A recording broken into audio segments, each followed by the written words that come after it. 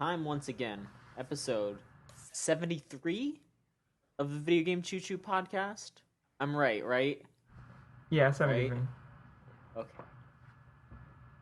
You've just been listening to me, John Machonsky, trying to figure out numbers. And with me today is Lauren. Hi. And Michael. Hi. Oh my god, Niall's Mike, not what's here. wrong with you? That's a very long answer. Niall's a bit under the weather, so we're just going for the threefer here. John, you can be Niall for the day. No. Mm-hmm.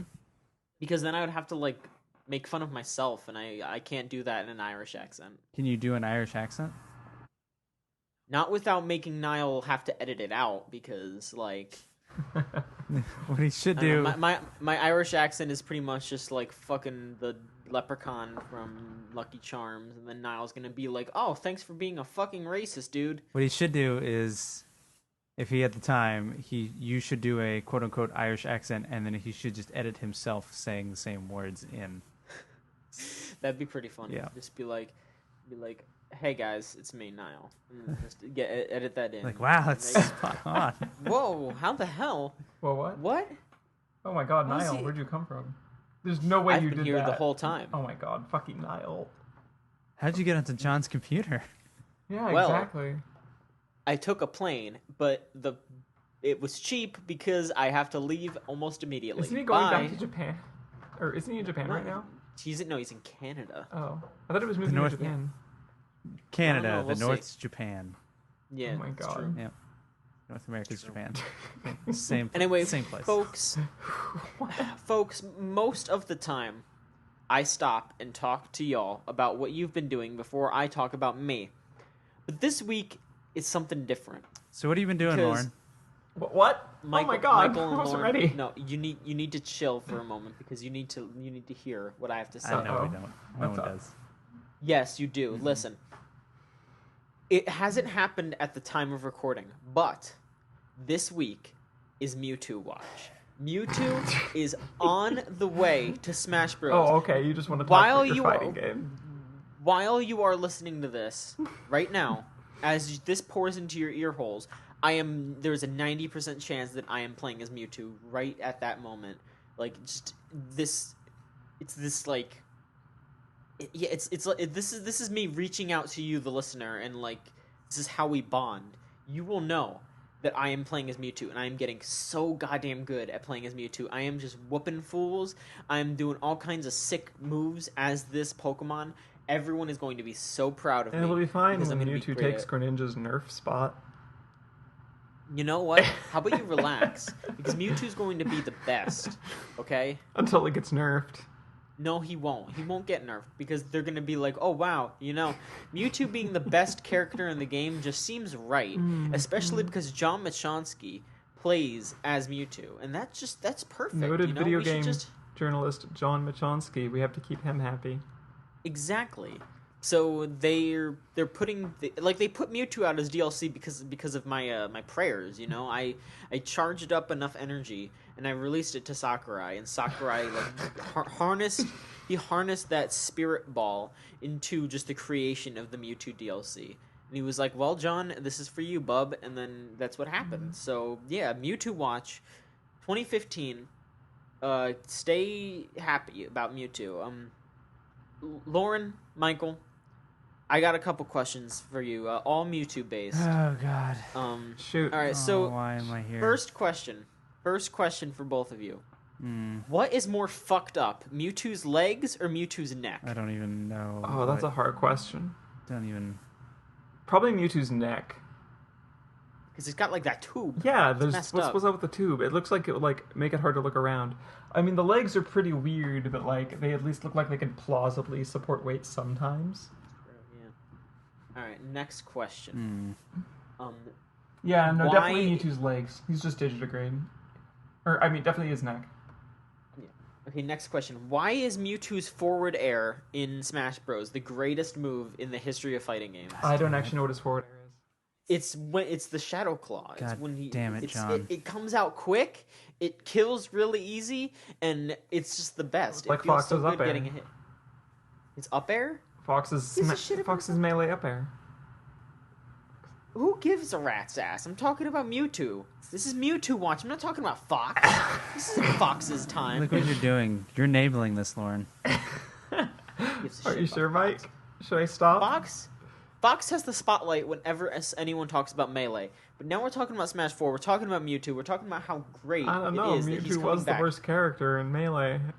This is true, but it is time for a renaissance. He has been practicing. That's why he had to skip Brawl, because he's been just getting so John, swole. it took atomism 3,000 years to come, to become what it is. I don't think Mewtwo's time has yet come. Mewtwo, it's time for him. It absolutely is. And then you know what? If it isn't, there's always Smash 5 in 2019 or whenever that's going to come out. John, What? Mewtwo's gonna play like his neck looks. Well, you know what? That's fine then, because guess what? I was good as Mewtwo in Melee, so you gotta back up. You're not whatever you say. I'm so garbage at Melee. I'm not great at Melee either, but I'm good as Mewtwo because he's Okay. he's my boy, Okay. and What's I next gotta rep. Mewtwo question? All right, the last Mewtwo question. Which Mewtwo movie is your favorite? We got Mewtwo Strikes Back, the first movie. We got Mewtwo Returns, and then we also have Genesect versus Mewtwo, whatever the fuck that was. And that movie, I watched that movie a little while ago. Wasn't great. It was actually pretty goddamn dumb. I like the first Pokemon movie with Mewtwo in the power armor. Yeah. I mean, that better be his alt costume. He better have an alt costume. Actually, if Mewtwo has a power armor alt costume, that will be badass. It will be badass. Anyway, yeah. Michael, what's your favorite Mewtwo movie? I've only seen the first one. Well, that's still a good answer. And that get 'cause me that movie's good. the Ancient Mew card, I think. And I have like 3 of those. Was that the second one? Yeah, the second movie had the ancient. Yeah, but What'd you get Mew in the never first actually one? appeared in the second movie. Just a card of it. Yeah, And it was yeah. the centerpiece I think of this, for Millionaire Collections collection for some reason. Yeah, and you also... What was in the first one? What'd you get for going to that? I don't think you got a Pokemon card from the movie theater. No, you got a but promo I know card. you got. I don't remember what that was because I know you got a promo card in the VHS version of it. Like I actually have that card that you get in the VHS. I'm looking it up. Yeah, it's there. Yeah, you're probably right, but I wouldn't know off the top of my head. I don't remember getting a card when I was a kid. I really don't. I don't think you got a card from the Mewtwo theater. Strikes Back was the first one? Okay, Yes. so there were 4 cards. There were Wait, no, 4 I think you got, promotional like, a cards. Dragonite. There were 4 different promotional cards. Okay, you had an Electabuzz. It doesn't You go look with a that great. Pikachu? Yeah, you had a Pikachu, you had a Dragonite, and you had a Mewtwo, of course. Oh, I kind of remember that now. I have all of them but the Mewtwo. Yeah, the Mewtwo was actually not as good as the base set Mewtwo. That's messed up.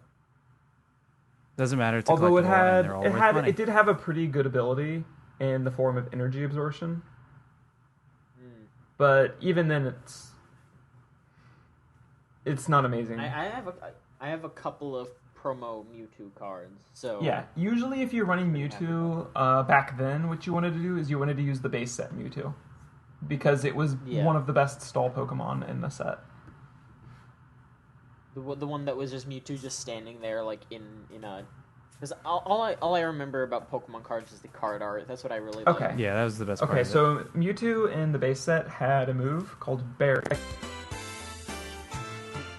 There we go. Kick energy attached to Mewtwo in order to use this attack. During the next opponent's next turn, prevent all effects of attacks, including damage done to Mewtwo. You could just fucking stall. Yeah. That's mean. So basically, you could just spend energy to get turns.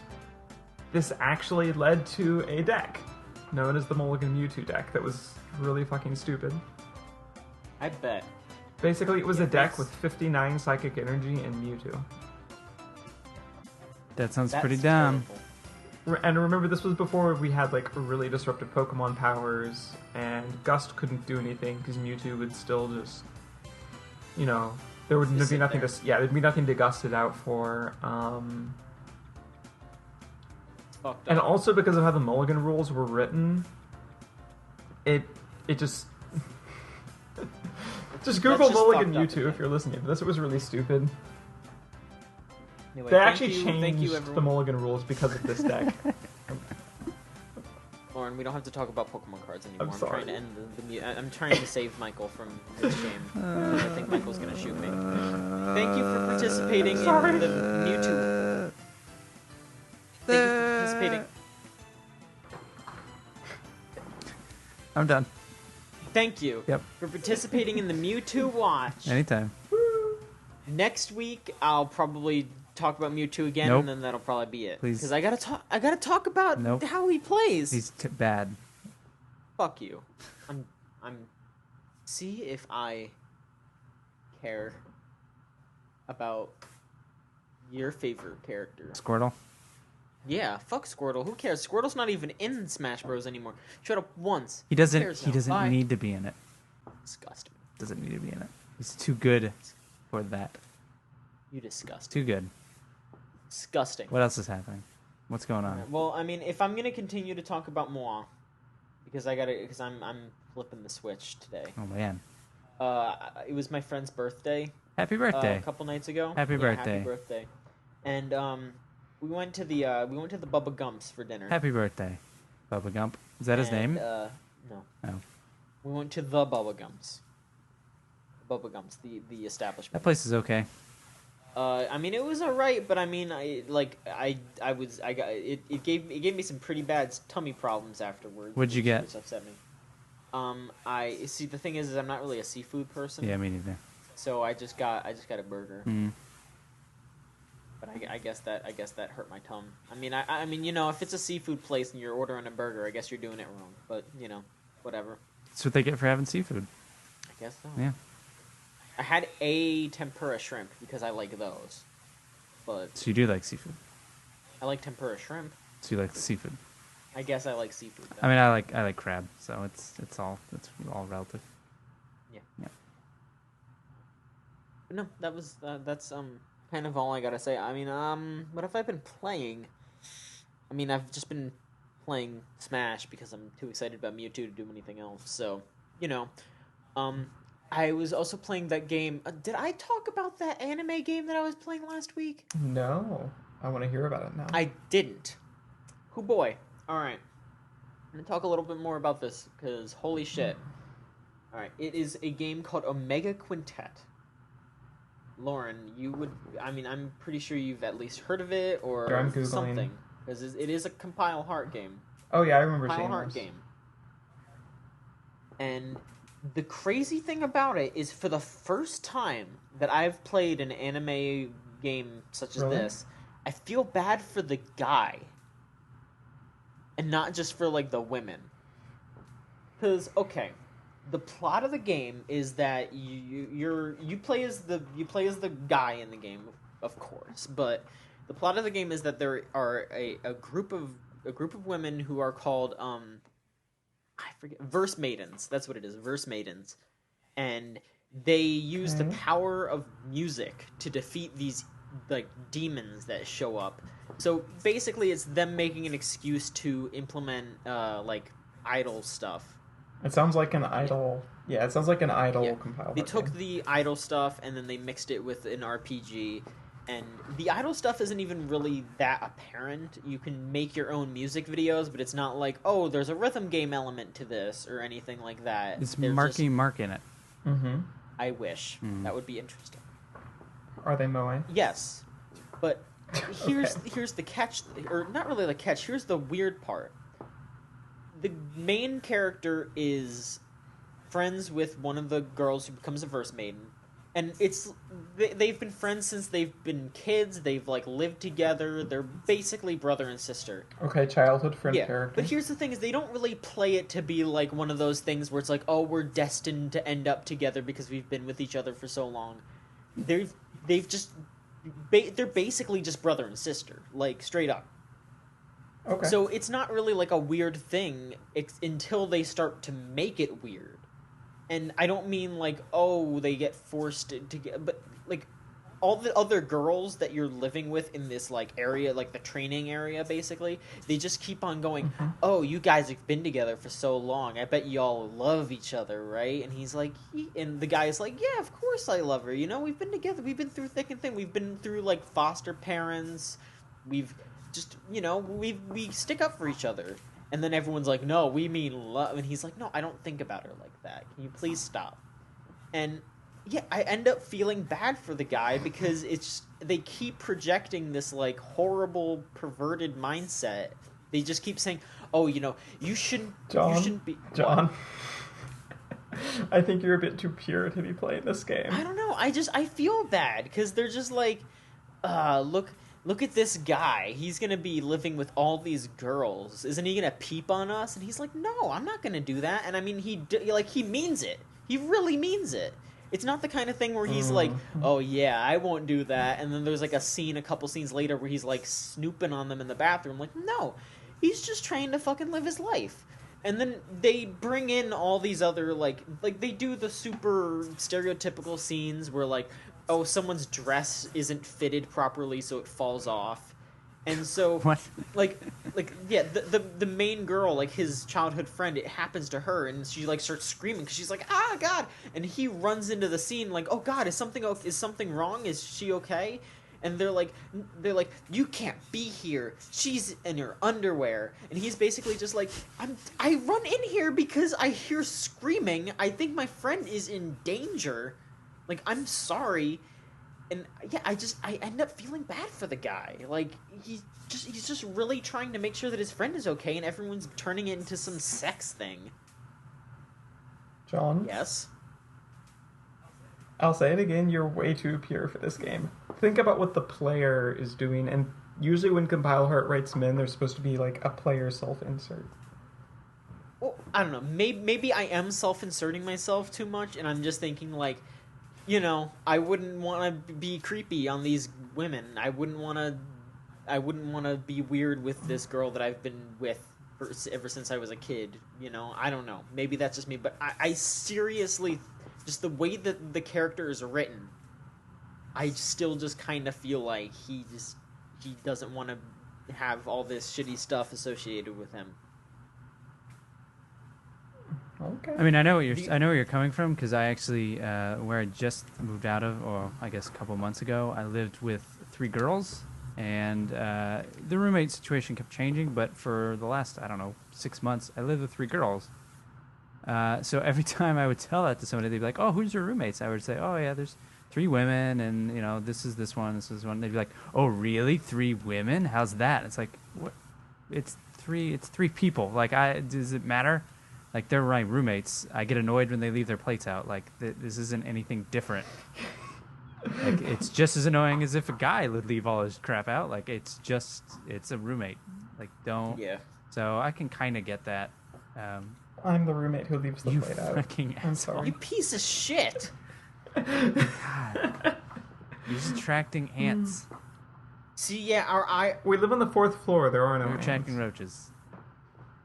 you're attracting dragonflies or something. I don't fucking. Besides, I do all the cooking and I clean all of the pots anyways. Okay, well, that's a Fair start. enough. That's something. I guess. But Hey, I cook. to continue talking about the game, You want to make fucking lasagna? yes. I made Yeah, that. I like lasagna. So let's all make. But I mean, do you want to be the one to Sure. make it? Yes. Let's work together. Oh, Let's make okay. a big plate of lasagna. Yeah, Chooch lasagna. Actually, if we ever like meet up for a con, I swear to God, I'm cooking you guys a meal. Sure. All right.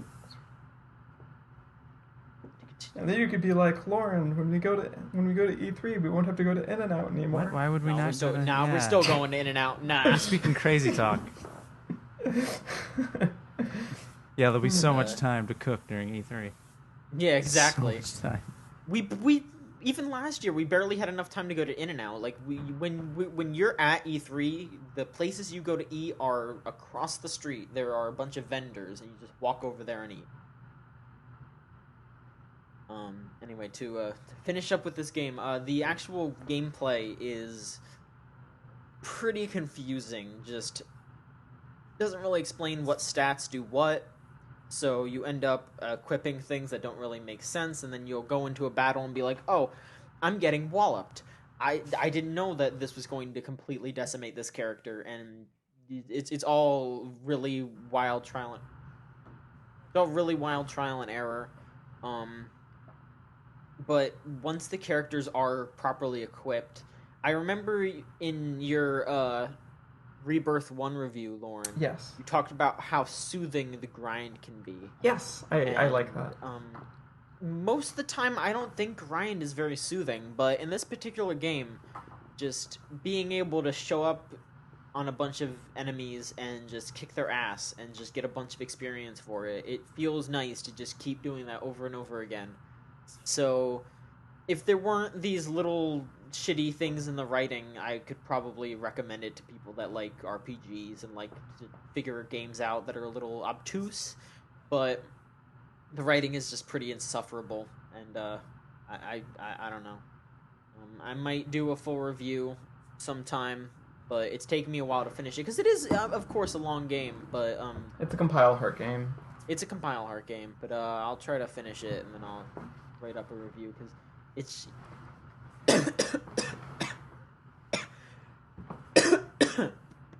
Excuse me. It's just very weird. I think my favorite thing about the game, though, is that the main dude is being voiced by Johnny Young Bosch, and he's just pretty much doing his Adachi voice. Oh, wait, it's just Adachi living with... It's pretty funny, because he sounds like Adachi, but he acts the exact opposite. Wait, they actually voiced him? Yeah. Usually when compile art writes a male character, they don't get voiced. Well, yeah, exactly, that's what I'm saying. It's something different. Okay. But, yeah, It's like if Adachi if Adachi fell into the TV and then was like, you know what, I'm gonna make a change, and then actually did, and like this is the new TV world where people sing, and he's an alright, upstanding citizen now. Okay. But yeah, it's just super weird hearing Adachi just be like, I don't want to bother these women, because I'm like, you feeling alright, dude? Oh my god. Things Adachi would never say. Exactly, yeah. But yeah, that's pretty much what I've been playing. I mean, I downloaded the PS Plus games this month, but I haven't actually dived much into them. That's about it. Yeah. How about we hear from you now, Lauren? Because you're I played nothing new. Yeah, I played nothing new. Still Bloodborne? I played some of that. I played a lot of that. I've been trying to make a PvP character and use a different weapon, but that game has serious issues with matchmaking. Why would you? It takes forever to find people to fight against. And I don't think it's because of population issues. I just think that there's some online architecture problems, which is disappointing. When you do get in a fight, the combat's excellent though. I see. I don't know. I don't really have a whole lot more to say about it. Honestly, I've been taking trying to take at least a bit of a mental health week. I feel that. I gotcha. I did go to... Did I talk about the Cherry Blossom Festival last week? No, you did not. Oh, yeah. Okay, so I did go to a Cherry Blossom Festival in D.C. That sounds adorable. What did you do? I ate Japanese festival food and looked at cherry trees mostly. That's nice. I played a game of Go and lost. Oh, no. Hey, at least I actually know how to play Go. I mean, I don't. So, Yeah, I play a game... Yeah. I played a game of Go and lost, but mostly I just enjoyed a nice afternoon with my girlfriend. Sounds good. I saw that picture of you in a conductor's hat. I'm probably gonna be getting a new photo for the site soon. You got the nice new duds on the site. We should all update ours and be nice and Yeah. show off how hot we are.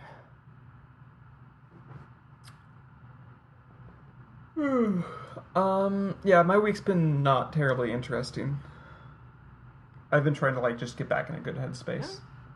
Yeah, we should all hope that things improve for you, and and just keep us updated on Bloodborne and all that.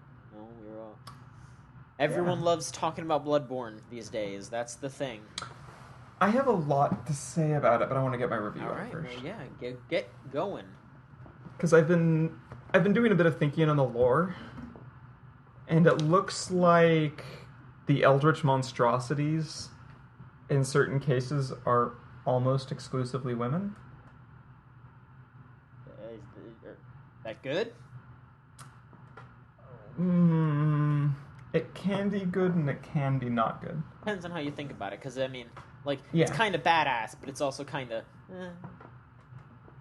What are you trying to say about women there, Bub? But then it's also just kind of like... Oh, Well, I don't think he's trying to say anything about women. I think he's just going for birthing horror.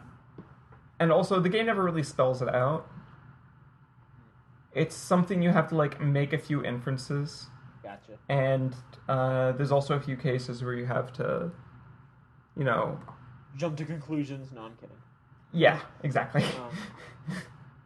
But yeah, no. But it does seem like there's a way... It does seem like you can make a reading of the game that way. And I mean, you know, you said you wanted to. So, you know. Yeah. Go ahead. But yeah, if that's... Because I think there's some really interesting stuff there. If that's all you've done, now we can move on to Michael. How's your week? Hello. Hi. Hi. Like I said, how's your week? Good.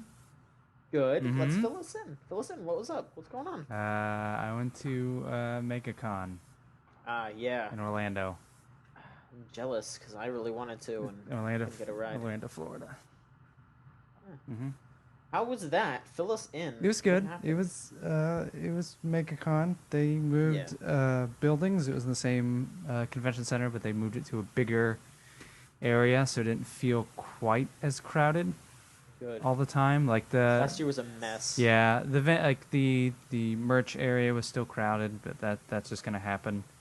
And then there's still a lot of the problem of like everyone has to enter through these 3 double doors, and we only have 2 of them open. And as soon as everyone gets in, or right as everyone's getting in, because it's a funnel, everyone's stopping and taking photos. So that's not enjoyable, because they're literally just making more things for people to walk around. It's making a huge blockade. Yeah. Before and after the main entrance. But everything was fine. Like, it was a convention, so maybe I'm just noticing it, but this year felt a lot more diverse.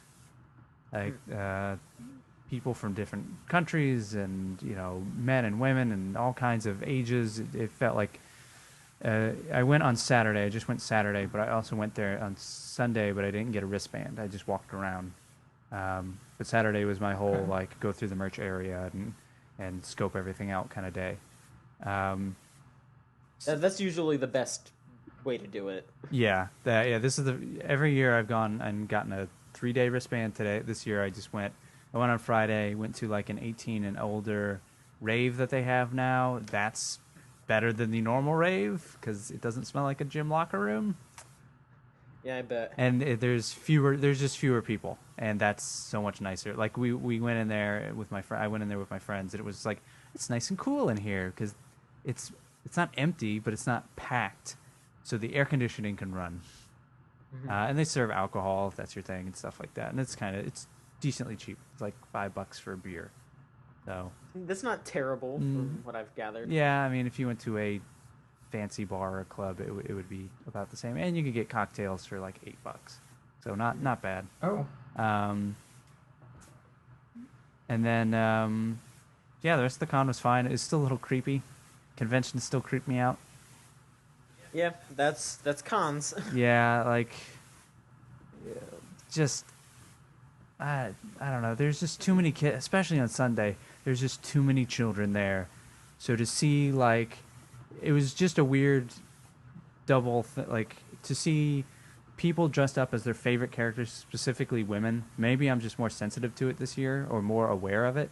But to see, like, all these women like dressing up as, like, their favorite characters and owning it, whether they were dressing up to be sexy or just dressing up to be have fun or whatever it was, and then to turn and go. It specifically was a moment in, like, the artists area. And a lot of the artists are really talented and they're really good, but this one guy had just, like, taken every character you can think of that's a woman and had put them in incredibly disgusting positions. It was not pornographic. but it would be like, here's this character who has a short skirt, and here's her on all fours, like she's bending down to pick something up, but fell down, and her skirt went up, revealing too much, but you don't quite, like, it's all from the sides, you don't actually see anything.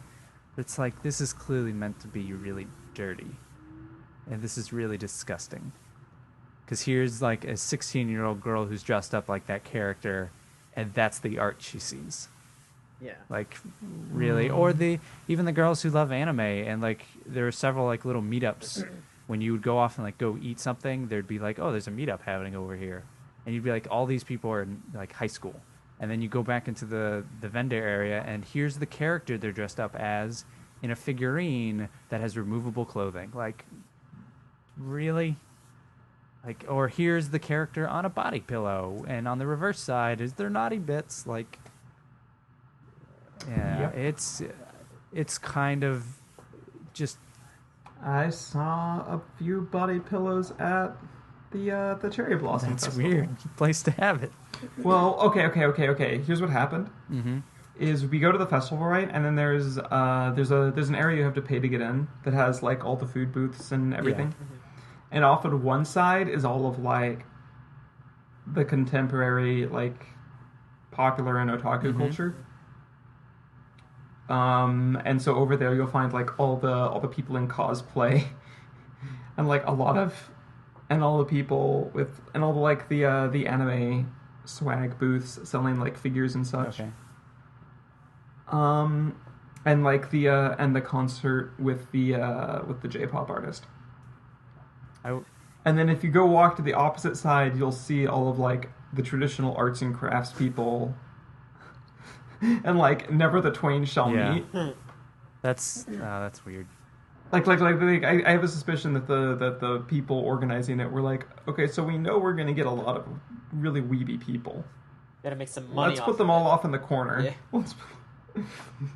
Yeah, it's a weird issue, and I thought about it years ago when I went like my first or second time at Megacon. Is like there's going to be a generation that grows up just with this stuff readily available, and I don't mean just body pillows. I mean like all of their culture that they're into. Like you can go to this convention and find Dragon Ball Z stuff. Like when I grew up, you could not find that stuff. So it'll be really weird to see what happens when they grow up. And it's just like, does this stuff become mainstream, like body pillows and figurines? And there's always the guy selling like creepy DVDs. He's the only booth who does it. But it's like, some of those covers should be covered, man. Like, I just saw somebody go by with their 3-year-old in a stroller, and you're sitting here selling literally pornography. Like it's okay. Yeah, like I went to, I think it was AFO or Holiday Mats. It was AFO. I went there last year, and they just straight up had a hentai booth. Like, it was all like, everything was covered up in boxes and shit, but it was just there. Yeah, it's something that somebody needs to address it, and I think the conventions need to address it. Like, if you need to have, it's not that everything should be like pre-approved or whitewashed or anything like that, but something has to be done about that. I think it makes sense for stuff like that to be sold at conventions like that, but I think there should be some sort of like extra room or something where that stuff goes. Or just make it in a different section or anything. Just exactly anything other than what's happening. Because it being out in the open, and especially like you said, how they advertise Sunday as Kids Day at Megacon, and they still have that stuff out. Yeah, it's Family Day. Like, that's not right. And it sucks because, like, if you really want to look at it as a larger cultural thing, we, like, as nerds, it always took us like a while to be away from you're a creepy older dude in your basement, or you're just a young person going through a phase. Those were the two cliches. You were a white guy in your basement, like, video games and anime. And so when families go there, or people who aren't used to that stuff, like I've had members of my family go there, and some of them are into that stuff and just are like, I'm used to it. And some of them are looking at it for the first time. Like, how do you show them this great place? Like, MegaCon's great, and all these kinds of conventions are really great spaces to for people to be comfortable with the culture they've chosen or part of the entertainment they've chosen. And then how do you reconcile that with like, and here's the naked anime ladies, and here's somebody drawing Harley Quinn bending over, and you can see down her shirt. Like, how do you reconcile that? I can't. Like, I can't explain that because my dad's gone before, not with me, but with other members of my family who I didn't know were going that year, and I like how do I explain that to him? Of like, yeah, I'm into this stuff. I'm not into that. Like, I'm into some of this, but not all of it. But like, how do you explain that? Or how do you like? Because it's not wrong to like that stuff. If that's what you're into, fine. But that's not for display. That's not like. Don't put it at the edge of your booth. Exactly. Like, yeah. Like I mean, I didn't see it this year, but last year a guy had the anime body pillows just on the corner of his booth, the part everyone has to walk by, like just hanging up, so you could just like go through them like they're t-shirts. Like, okay, well, there's the naked, like, or here's the scared 13-year-old wearing a schoolgirl outfit, and on the other side she's naked. Like, you could just go through them. And same with the DVD guy or the people who just have the figurines out. It's like, okay, sure, have the cool figurines of Gundam or even women out, but if it's a naked one, maybe just put the box out, or maybe just like figure something out so that a 13-year-old something's covered up. Yeah. so somebody doesn't come by and look at that and go like, or anybody comes by and just feels uncomfortable about that. Yeah, no, I feel that. Yeah, and I mean, there are some cons that will do that, like that do have like body pillows and stuff like that do sell, so they put that stuff out there. But the more like lewd ones with actual like nudity or like fucked up stuff, that most of the time is more behind closed doors. But The ones I saw were fairly mild Dakimakura. yeah, like I went to Holiday Matsuri and they just had like some more standard, like it wasn't like they were like it was more just like a hey, here's your fave character, now you can hug them, like that kind of thing. It was less That's more roady. That's more of what was there this year, was sort of like, and again, I like most of the body pillows seem to be out of the way, but it's still that's not the crux of it. It's the whole no. everything. Yeah, I'm just saying like it, like that's kind of an example of like It can be done. like a compromise to just be like, you know, you can still have your body pillows, just try to keep the gross ones out of the line of sight. Hey, keep you know? pornography off the main floor. Yeah, exactly. But everything else is fun. Like they added a free arcade this year. Oh shit. Yeah, it didn't have a lot. It had like, for the first time I played Star Wars for the Atari, which is a fucking dope ass game. That game is dope. You should play that game. That game is amazing. The game just looks incredible.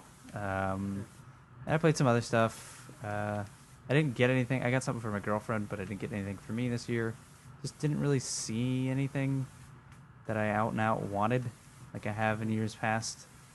And I try not to force it. I just try to be like, yeah, that's something cool. So. Yeah. But it was fun. Yeah. Whenever I go to an anime convention, I'm just like, if there's something from a show that I like, I'll pick up. But I'm not like, ooh, I gotta hunt for something. Like I ended up buying like the box set of Cromartie High School a couple years ago just because I love that show. My girlfriend hates that show so much, it's the best. but I love it. One of the best dubs ever. Come on. It's so good. It's awesome. That is a funny show. But yeah, no, yeah, you're right. And man, I'm still bummed that I didn't get to go because that would have been really fun, chilling with you for a little bit or something. Yeah, I mean, there's next year. Yeah, of course. It happens every year. It was just, it's just kind of funny though because like when I found out that you've been to Megacon before, I was just like, wow, I'm like bringing this guy on the site and we've been like in the same building before and we didn't even know it. How scary is that? Like, have you been in my house before? What is this? Are you admitting something? John, be honest. Well, don't check under your bed because there might be some weird Dakimakuras under there. God. Oh, okay. It was funny because I'm looking at a Daki right there, now. Great. I know you are, Lauren. I know you live in a house with a monster. I love my monster.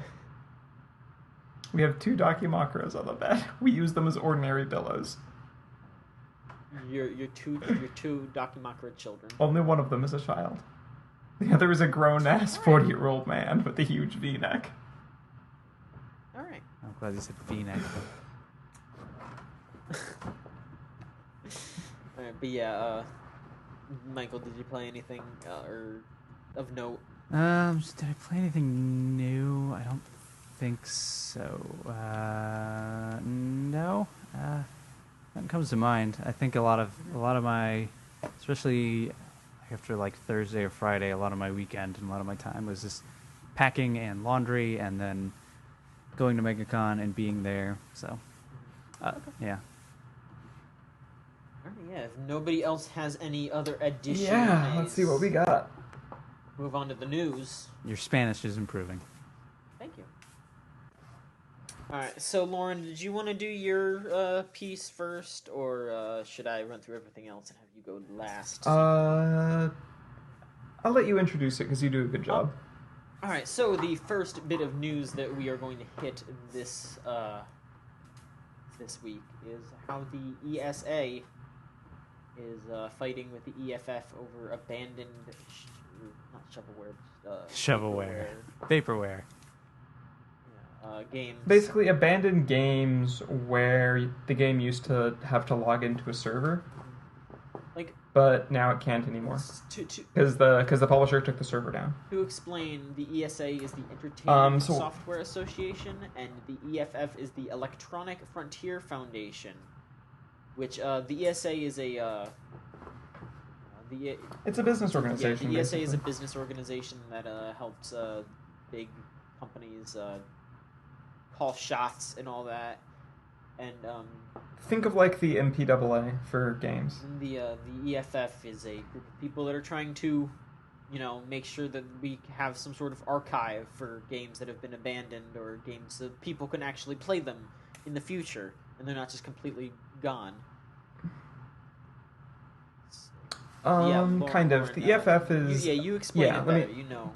Okay, so basically, the Digital Millennium Copyright Act, good old DMCA, one of the things it does is it bans circumventing DRM. Okay, and this was never a particularly loved law, but one of the provisions in it is that every however many years, people can submit requests for exemptions. So, like, at one point, the reason that jailbreaking your iPhone was legal was because there was a DMCA exception for it. What's happening is that the Electronic Frontier Foundation, which is kind of an activist organization, they've been around for quite a while, arguing, more or less a fair, broad number of political positions. But they're basically like a political activist special interest group. Mm-hmm. One of those. Special interest groups can be good. And what they are doing is they are arguing for a DMCA exemption to be able to emulate servers for games that have to log into them. Now, this doesn't necessarily mean things like MMOs. I think it was spelled out somewhere that MMOs would actually be excluded from this. But if you like playing, say, SSX3 multiplayer, Right. but you can't anymore because the servers don't exist anymore. They got taken down.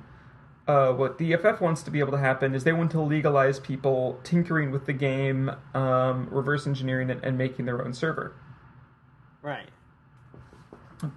And that's a pretty labor-intensive process, but it can be done, and it has been done for other games. Yeah, like people are It's still illegal, playing though. people are still playing like Phantasy Star Online and stuff. Star Wars Galaxy come to mind? Yeah. Yeah.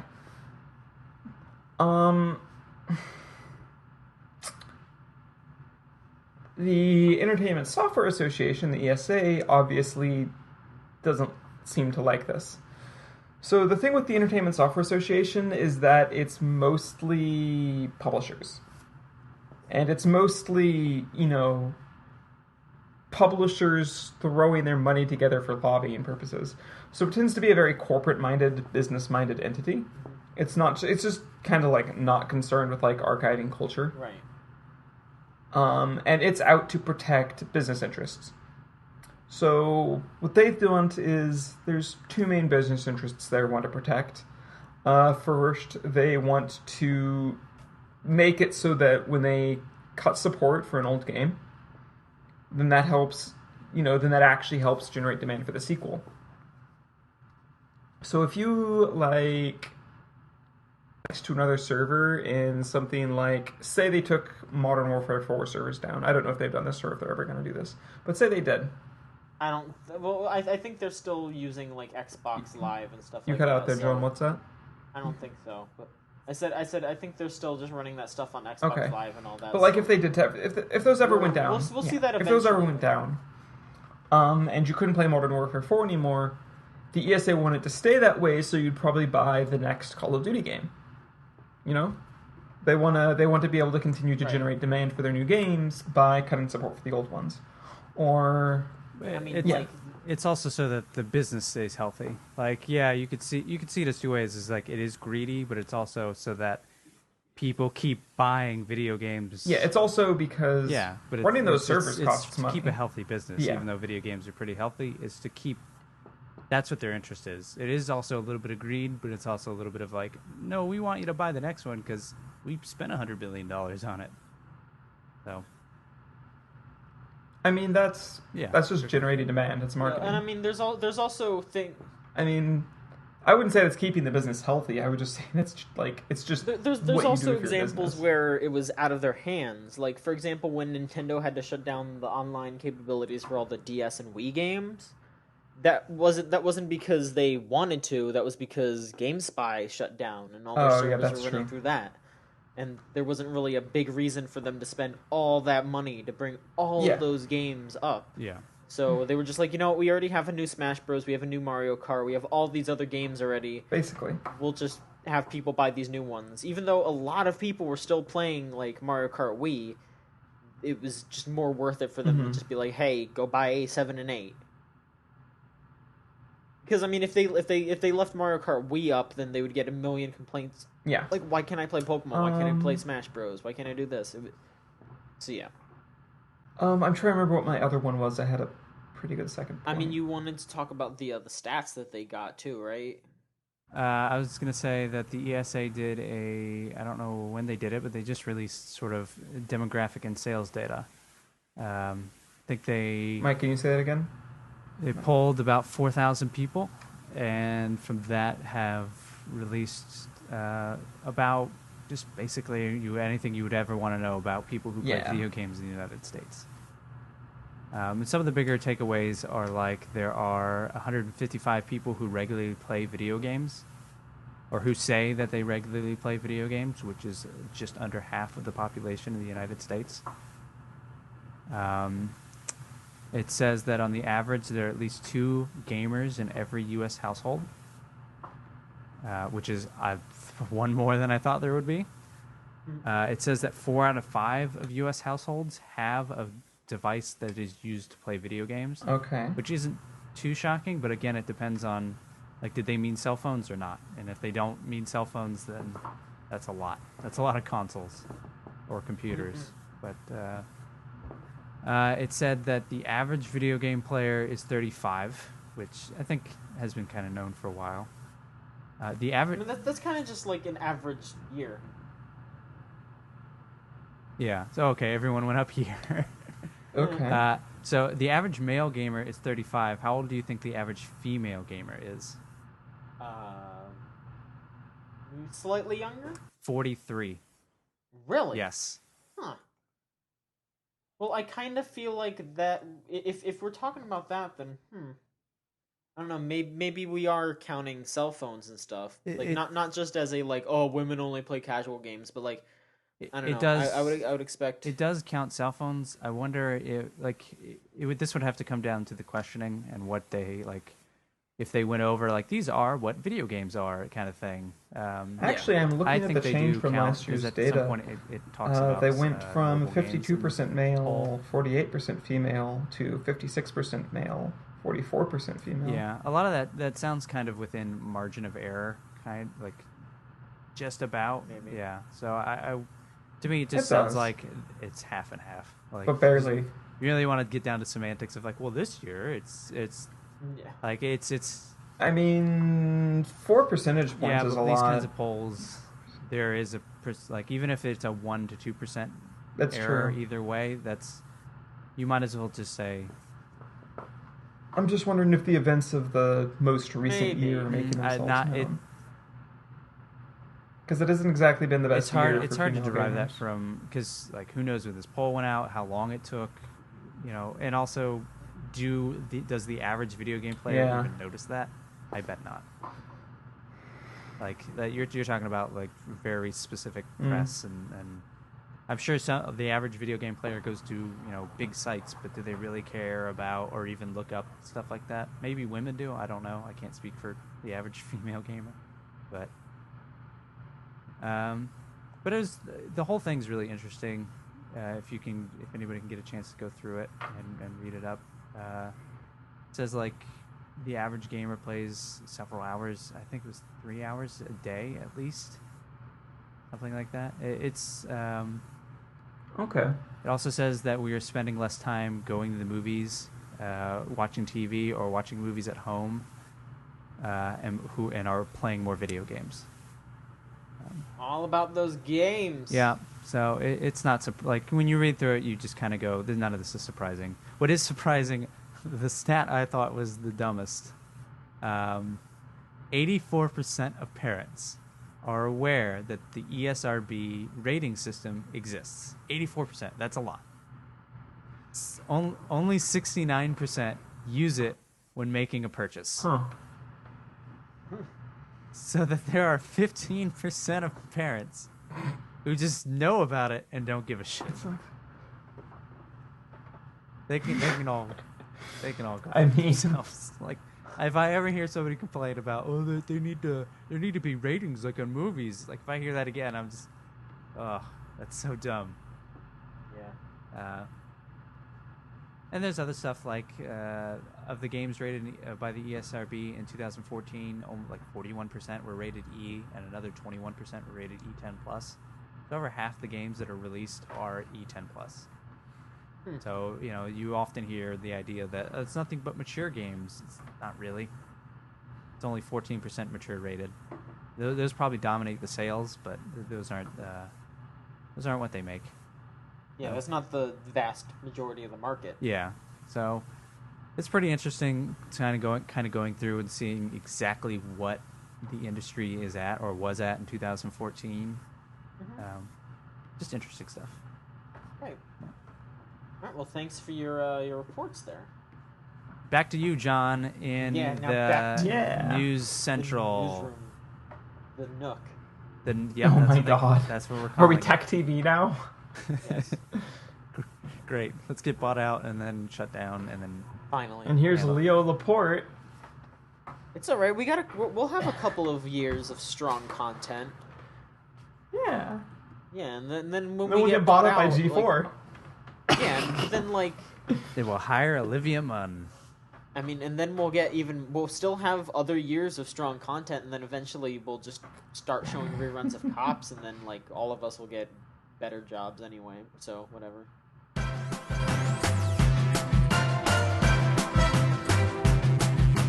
First bit of news that I'm going to be talking about is that Hearthstone dropped on iPhone and Android Our second very bit recently. Was that is our second bit of news. second bit of news? Yeah, because we already talked about the Entertainment Software Association stuff. No. I said the first thing I'm going to say for me, John. Oh, okay. It's John's turn. Who's John? Got it. We're back in the situation area. The Nook. Yeah, the Nook. Yeah. The situation will be pleased to find out that we're back in the situation, especially because the situation likes taking it. Right. So Hearthstone's out on phones now. So if you like that game, now you can play it on your phone. Yay. You Yay. can have it tied to your Battle.net account, so you'll be able to have all the same cards that you usually have. You'll be able to grind it out on the go, so you don't have to stay tethered to your PC to play some Hearthstone. That game's good. I played a little bit of it and I liked it enough. Mm-hmm. Next bit of news here, unless you guys have more to talk about for Hearthstone. Hearthstone's good. Lauren, do you have any opinions on Hearthstone? I have no opinions on Hearthstone. Nerf now talks about it a lot, I guess. It's not a game I think I spend very much time thinking about. Alright, next bit of news here is that the Oddworld people, the Oddworld inhabitants, that's the people that made Oddworld, after they remade the first game, Abe's Odyssey, the new and tasty version, they revealed on the Kinda Funny Games podcast that they're planning a remake of Abe's Exodus too.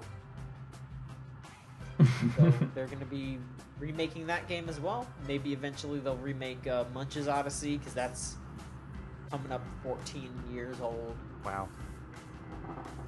I mean, they have an HD version of Stranger's Wrath already, which is really good if you have, especially if you get the portable version. I got that on Vita, and that's a fun game. But yeah, it sounds like they're gonna bring all those games up to the current gen, and then maybe eventually they'll come up with a. Yes, okay. So they said that once they do finish remaking Exodus, they're going to actually work on a new game that's a new part of the IP. So we'll probably see a new Oddworld game in some sort in the future. But for now, we should just look forward to a remake of Abe's Exodus. Do people care about Oddworld games? They used to. I mean, they're kind of a classic franchise. Are they? Yeah, they were really big back in the day. They weren't really, like, games for kids quite as much. They kind of had that going on. Not. They were hard as hell. Yeah, no, they're really hard. But for people who were, like, a bit older back when they came out, they were really popular. Yeah, I remember them when they came out, and I remember thinking, like, that looks like a franchise, and just never played them.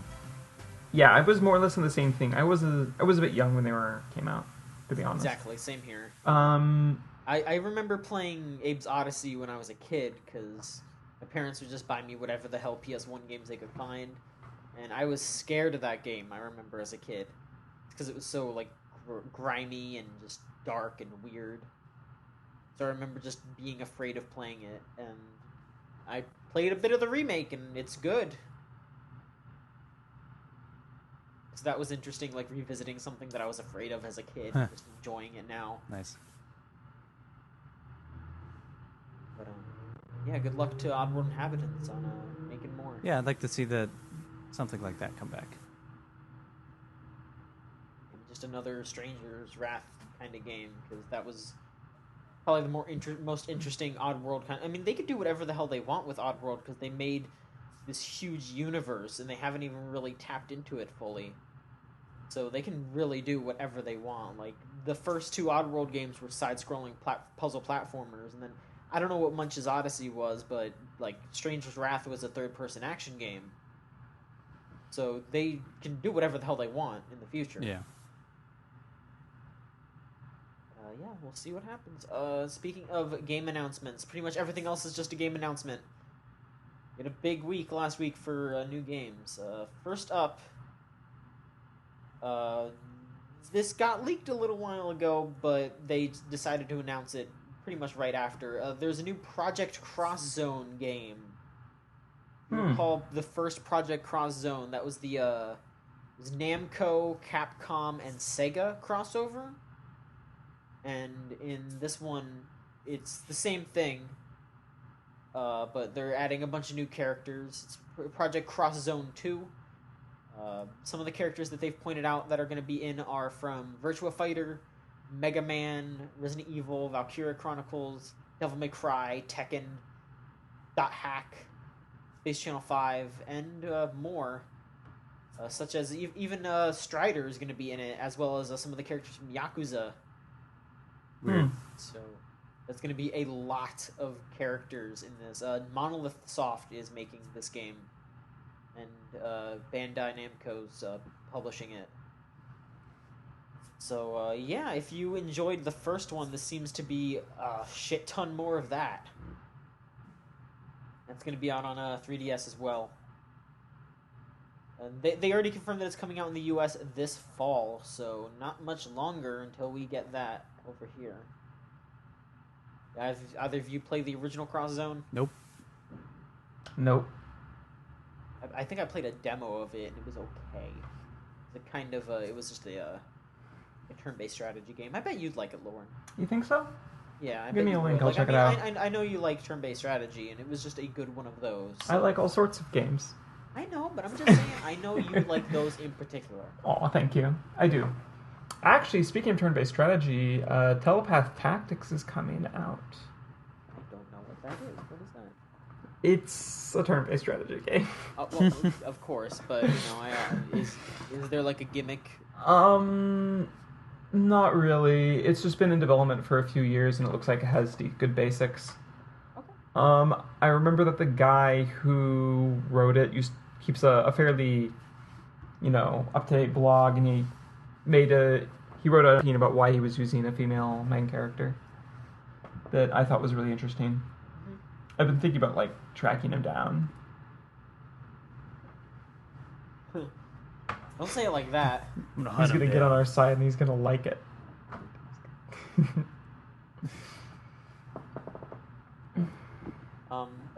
We just got some breaking news. This is big news, everybody. Holy shit. What happened? Breaking news.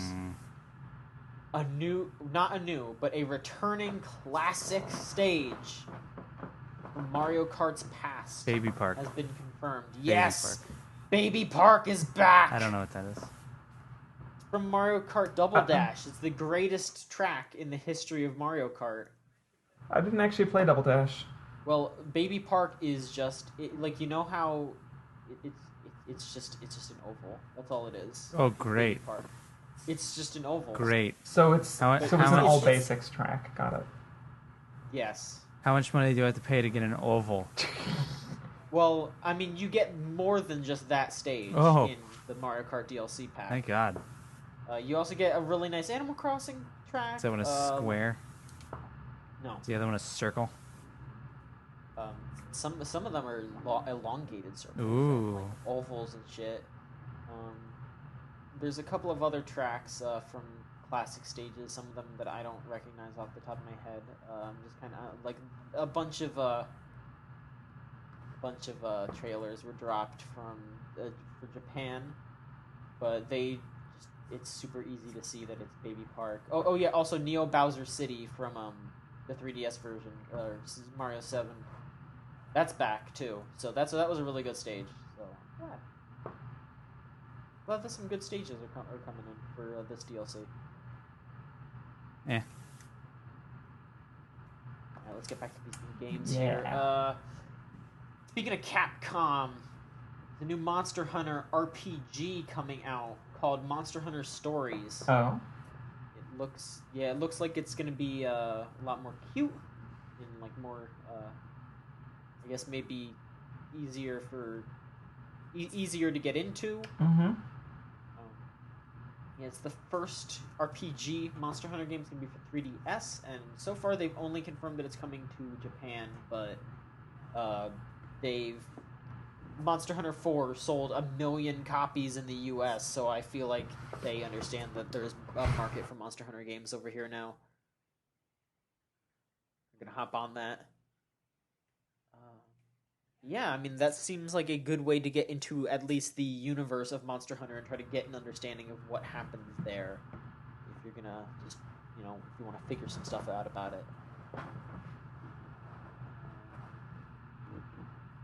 There was a supposed leak of a Tony Hawk game. That was pretty hilarious. No, it wasn't. It's not actually supposed. It was confirmed. Activision confirmed that they are working on a new Tony Hawk. Can I do this one? Because it's great. Yeah, go for it. All right. Niall will be really So happy. that they already knew that we already knew that there was a Tony Hawk coming out, and some people were joking that it was going to be a mobile game because I think that's happened before.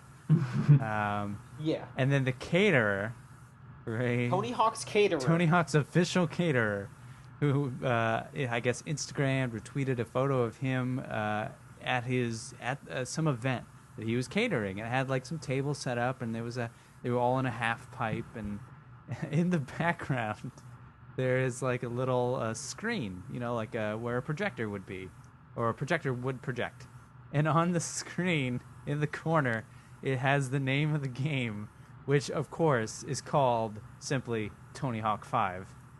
So that was the way that not only it was confirmed that there would be a new Tony Hawk, they confirmed the name that way, and then everyone freaked out, and then everyone kind of realized, yeah, of course it's going to be called Tony Hawk 5. No, according to the update on this article that I'm looking at, it says that is just a placeholder name. Sure, it is. They're probably gonna. Well, it's a placeholder name because I bet if they're gonna really milk this is the 5th real Tony Hawk game, I think they're gonna have to call it Tony Hawk's Pro Skater 5.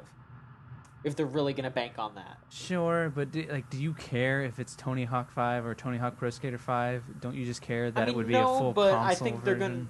they're gonna want that brand recognition because they're gonna be like, oh no, this isn't Tony Hawk Underground, this isn't Tony Hawk Ride. No, this is the new Tony Hawk Pro Skater. I think you do that. This is the one that everyone likes. I think you do that by saying Tony Hawk 5. Like I don't make the distinction between Tony Hawk and Tony Hawk Pro Skater. Like it's just. There's Tony Hawk, and then there's the crappy ones that they made that I ignored. Well, no, because I think there are people that like Tony Hawk Underground, so those games aren't terrible. Like the bad ones are like Downhill Jam and Ride and all that other shit, like where they try too many weird gimmicks. But I think if they say this is Pro Skater 5, that's going to be them showing the audience that, hey, we're getting back to basics. This is what you want. This is the new Tony Hawk for the new gen. I think for most people, though, especially people who are just going to see this in a Target and buy it, they don't care. It says Tony Hawk, I guess, and it says 5, and they might go like, oh, yeah, I played like 2 and... Tony Hawk 4. Yeah, I played 2 and 3, and they had dope soundtracks, and I could be Spider-Man. I'm going to pick this up. Like, I don't... Oh, you know what? I'm gonna put some money down right here. I'm going to bet money... some Call of Duty guy is going to be playable in Tony Hawk 5. That's going to be. You think so? Soap. Yeah, that's going to be their. Well, I mean, I don't know what other what superheroes they have. The rights to I was now, just thinking that like Call of Duty is a little bit older than the target demographic for a Tony Hawk game probably would be. Nah, I don't know. I could just see them doing something really. Master dumb Chief like that. maybe. They don't have. They don't have the Well, rights. no, Yeah. like maybe someone from Destiny. Who? Peter Dinklage. Yeah, no, there are no Yeah. good characters in Destiny. There are no iconic characters in Destiny. Exactly. Or actually, it would be really funny if it was just the floating orb, and it was like pushing a Actually, skateboard that would be with really funny. nothing. That would be really good. They should do that. I think there's crossover. I think there's enough people who grew up on Tony Hawk. They might do who it, would yeah. want, I'm not the whatever the Call of Duty. I guess I am the Call of Duty demographic. I just don't play it. But I'm sure that there are plenty of people like me who played those when they were kids. I would love to play a new Tony Hawk that was like the old Tony Hawks. Yeah. That's what it seems like it's going to be. So Yeah, and that's what they said about the last one, and it was a mobile game. So yeah. Well, we'll see. We'll probably hear about that at E3. That'll probably be like a big announcement at E3. feel bad for that caterer. Yeah, poor guy. He was so proud of what he was doing. From what I've read, he didn't get into because I think he won Chopped or something. So it's not like they can fire him because he's a pretty famous chef. Oh, but, Chopped, the hit show. Yeah. I mean, yes, but let's see here. In other announcements, same group of people here from Activision. Activision's putting out a lot of shit actually right about now. Activision started to tease the newest entry in Call of Duty, and it's basically been confirmed that it's going to be Black Ops 3. No one's surprised. No, Nobody's really surprised. no one cares. Treyarch talked about on their Facebook page that there's going to be stuff about embeddable implants and biohacking. They talked about how they're going to bring back zombies. Ugh. All that shit. It's going to be exactly what you expected to be from Call of Duty and especially Black Ops. So, whatever. Yep, whatever. I don't care. If Kazumano was on here, he'd be talking that up like crazy. He loves Call of Duty. I don't know how you can go from Advanced Fighter, Advanced whatever the last one was. Warfare, Yeah. yeah. How do you go from that where you have sort of changed the way the game plays with mobility and go back to Black Ops. You're absolutely right. It would be like if they came out with Titanfall 2 and said, "Nah, you don't get into a mech anymore." You would be like, "Are you kidding me?" I mean, I'm just gonna go on record and, point out that like we've already seen shifts away from like high mobility shooters in the past. If you look, I mean, I'm not saying the look of the deathmatch subgenre. I'm not saying whiplash because you're going from like it is a yearly game, and most of these people are buying these games every year. So it's just like, oh yeah, last year you had jetpacks and all this mobility stuff, and now this year we're just back to being foot soldiers. There's no iteration. Next year it'll be different. There's no change. Like there's no like, well, yeah, sure, we took out the jetpacks, but this year, I mean, maybe there will be. Who knows? But it's like Madden every year. They may take something out, but there's something new. There's something different. Like if you're gonna give me Black Ops 3, it's still a similar base game. Like the problem is that like from what I'm not an expert on Call of Duty, but every other game like they'll add or remove like dodge rolling. Yeah, and that seems like such a big thing in the multiplayer, and like it's. Like they don't take out like juking in Madden every other year, like that's something that you learn and you get attached to. They kind of do. mean, like they got rid of the truck stick. One year they got rid of like the sprint button. Like they do that. Like it's just like none of us care about the mechanics of Madden. Okay, so here's what I think is going on. I think Call of Duty sees that. Let me get in front of you. Let me get in front of you really quick. Just to, I mean, it is kind of not fair because they are each of these games are being made by different developers. For sure. Like, I'm not saying this is the fact that there's no conversation between them being like, hey, we put this in the game, maybe consider this for the next one, and just so it's consistent. Like, there's no consistency with these teams. Well, it's why they have different names. Like, it's not that I guess I just don't have faith in Activision, not the developer. Like the developers always are consistently making good games every year. Yeah. Otherwise, they wouldn't sell year after year. Like honestly, Call of Duty games are really actually what do Call of Duty's for... sales graphs look like? Are they going up or are they going down? They're going up. They are going. Okay. Are they going up? Because I could have sworn I heard that they went down slightly. Like it's not like they're dying, but it's not. Yeah, but you're talking like instead of 20 billion, we made 19.5. I think after I forget, I don't know their names because they're all terrible named, but I think 2 or 3 Call of Duties ago, it was a very poor one, but it was one a lot of people bought. Okay. Because the one before that was really good, and I want to say the one before that was Black Ops 2, but who knows? I don't know. I'm not for sure. Okay. So the one after the one that nobody really liked, that was poorly received, came out. A lot of people didn't buy that. And then when Advanced Warfighter came out, I think a lot of people bought that. Okay. So it's the same thing happens to Madden, where a Madden will come out, nobody will like it, but everybody will buy it, and then if nobody likes it, the next year it gets hurt, even if the next year is incredible. So it's actually kind of turning into Madden. I mean, it basically has been Madden.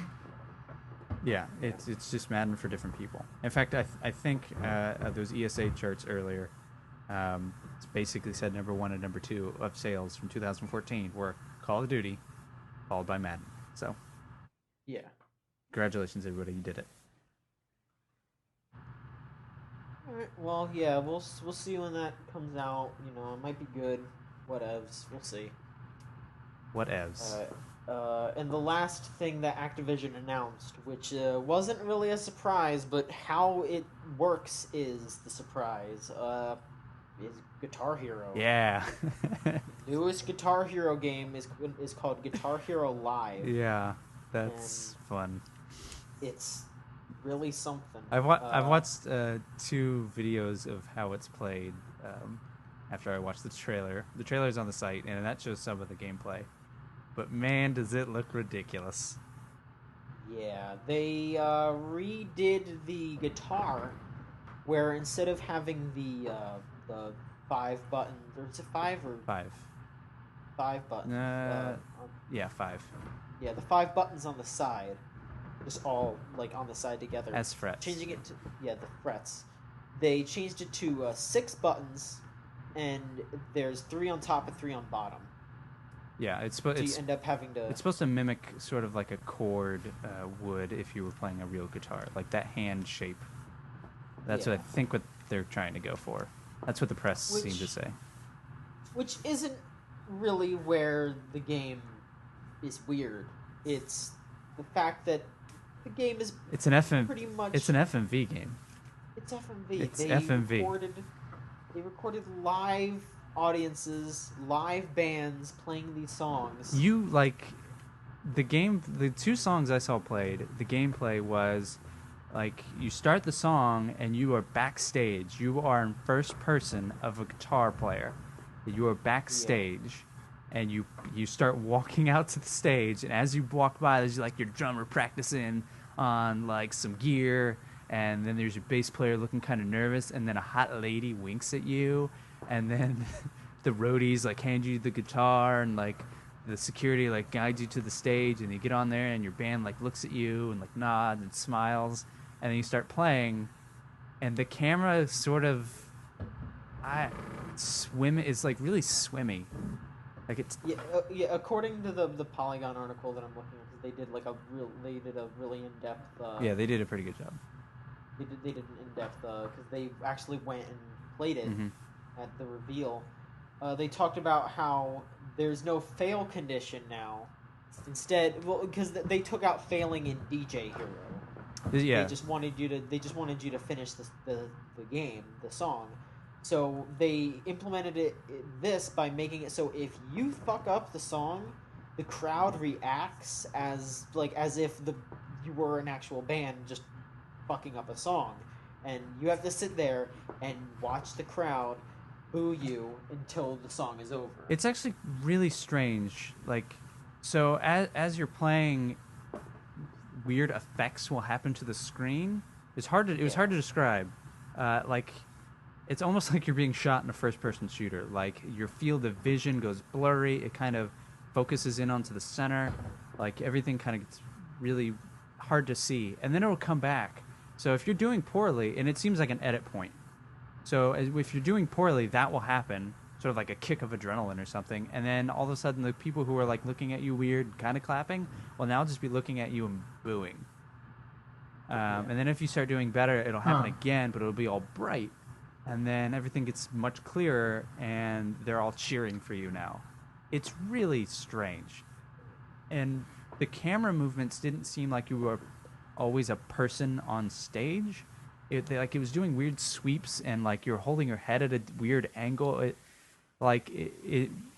looks weird.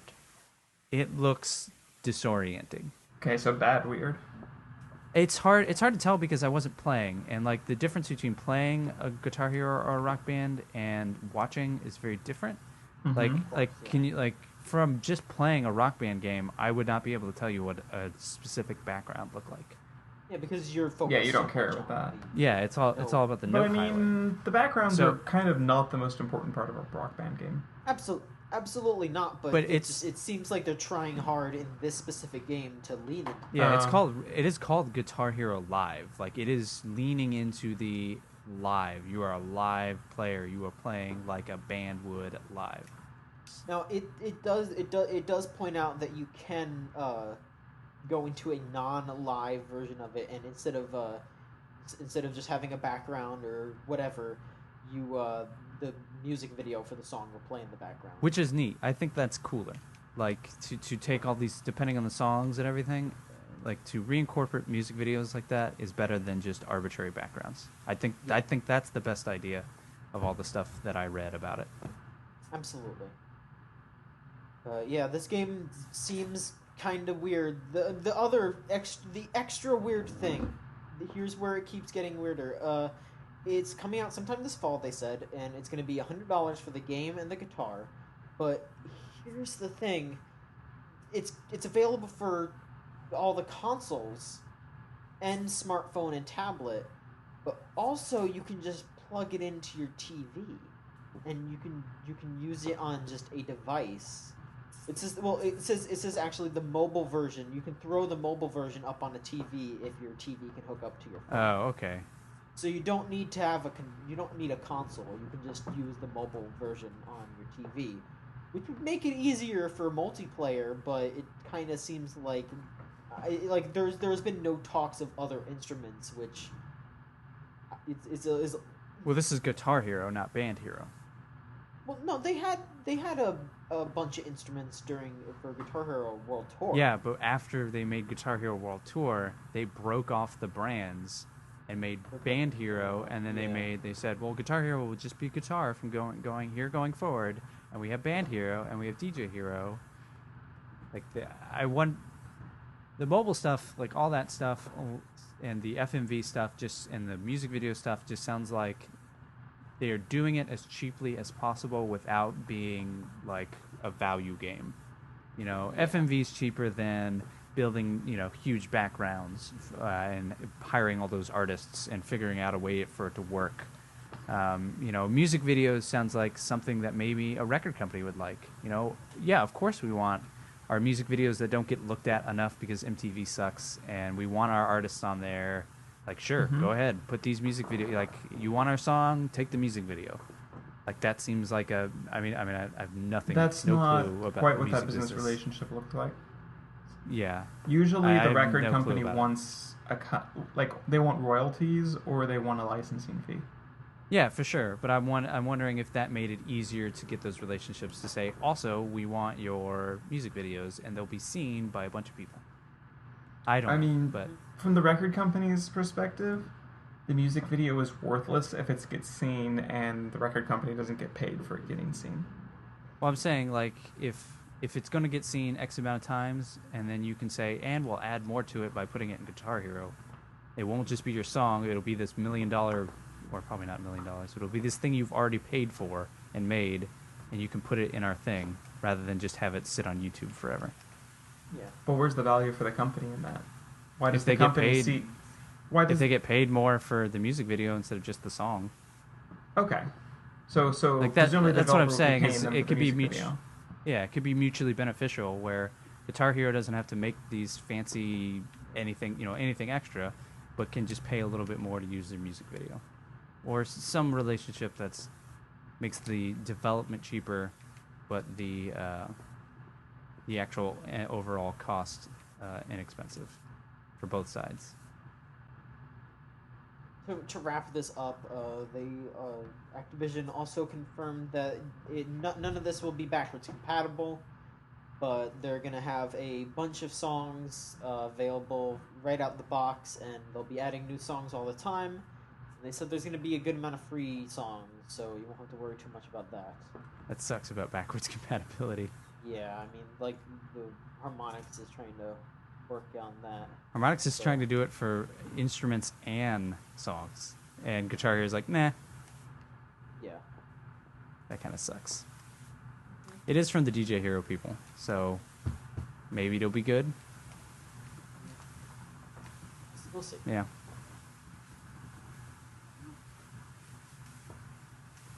Last two bits of things here. First one's small, and then we're gonna end on a big one. Alrighty. Alright. Star Ocean 5 was Yeah, what that Square happened. That's what Square Enix has been teasing for a while. They're gonna put it out on PS3 and PS4. It is being the official name is Star Ocean 5: Integrity and Faithlessness. That's a good name. It's being developed by Tri-Ace, who has made every other Star Ocean game. It says that canonically the events take place between the second story and till the end of time. And it says it has a seamless real-time battle system. We have no idea if it's coming out in the West. It's been a long time since there's been a Star Ocean game. The last one was in 2009. Wow. So, yeah, if you like Star Ocean... I mean, I don't know anything about Star Ocean, just everything that I've heard about this has been like... Oh yes, the last Star Ocean game was fucking garbage, so we're all cautiously optimistic. But, we'll see. Lauren, it sounds like you know something about Star Ocean. Do you have any opinion on this? I don't actually know much about it. I just remember a lot of people making noise. Is this an aquarium game? No, It is a it is a JRPG. JRPG. So I about remember. Okay, I aquariums? recognize the name Star Ocean Till the End of Time. I recognize it was kind of a dead franchise that was well loved. I don't know too much about the actual game because I've never looked into it. Yeah, it's just from what I'm gathering, it's one of those series that was really well loved, and then they put out a real stinker and it killed it for a while. That's what it seems like. Oh, like Guitar Hero. Yeah, basically. And then the final bit of news that we have here, The big one. the big one. The big one. This better be good. Yeah, Lego Dimensions. I thought you said this is big. It's pretty big, all things considered. I thought you said this is big. Lego is entering the Toys to Life market. So they're going to be competing with Infinity, Skylanders, and Amiibo. If you, That's a mistake. not really. What Lego should do is they should focus on Mindstorms. But I guess, but instead they're going to put out a Portal thing and a big game. Traveler's Tales are putting out the game, and it's going to come out on all the different consoles: 360, PS3, PS4, Mhm. Xbox One, and Wii U.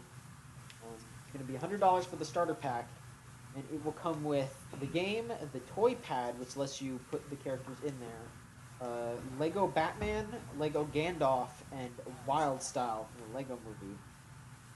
So you'll just be able to put those characters in the game and play as them. The other packs that I think let's see what they got here. They have a pack that's a Lego Ninjago. They have Back to the Future. They have more Lego Movie characters. They have more DC characters. They have more Lord of the Rings, and they have a Wizard of Oz pack. So yeah, they got a lot of different things. Like pretty much any big Lego franchise you can think of right now, there's going to be a pack of characters for them. Plus, I guess they're going to start doing Wizard of Oz for some reason. I don't know what the fuck. Yeah, you'll just be able to play as all those different characters, and you can also build a Batmobile and other stuff and put that in your game. You can use that whenever you want once you have it. Yeah, it just sounds like a Toys to Life game. This sounds like it makes sense for Lego to do this. They're already toys, you know. They're selling minifigs, and minifigs are collectibles now. And just people already love the Lego games as it is. yeah, it's so. the same developer of the Lego games, and they have so many franchises they can call upon, so they can rival the Marvels and the Nintendos and the Disneys and all that. But like, I've gone to a Target recently, and Lego's if an you go established down that, company, it's just too. one specific aisle, and the electronic aisle, it's as big as the PS4 and Xbox One aisle. It is just Toys to Life stuff. Yeah. It is just all that stuff with huge demo things just blaring. I mean, really loudly. Yeah. I cannot imagine when Lego comes out with their stuff. Like, when does it end? Yeah, like it's not a bad idea coming from Lego. Just like But it's just there's so much. yeah, like it wasn't a bad idea for Disney to do it, and it's not a bad idea for Nintendo to have amiibos. But at what point is this just a bad idea for any of them to be in it? When is it enough? And I think it is getting close. I think if someone else tries to throw their hat into the ring, that's when it's going to be too much. It would just be sad to see, like, they all sound really cool. I've come close to buying them. I like amiibos. I think are a little separate, but I've come close to buying like the Disney Infinity stuff, and I think that's Yeah, cool. I've Yeah, it's still just a little too expensive for me to convince myself to buy it, then get the 3 toys that I'm not really interested in, then go buy Marvel stuff, which is what I'd rather have. Yeah. But it's just, Lego's full tilt. at what when it point, releases like, how do something, you reconcile to a kid who wants all of them? Like, Daddy, I want all of them. Spend $500 just to get me that stuff. Also, the console costs money. Yeah. Like, it's a smart business decision, but at some point it becomes a really dumb one, and that seems like it's going to happen real quick for probably all these companies. Yeah. But I guess if you can make billions of dollars now, and they're like, I saw minifigs at Megacon, and people were buying them. Like, those things are collectible. So,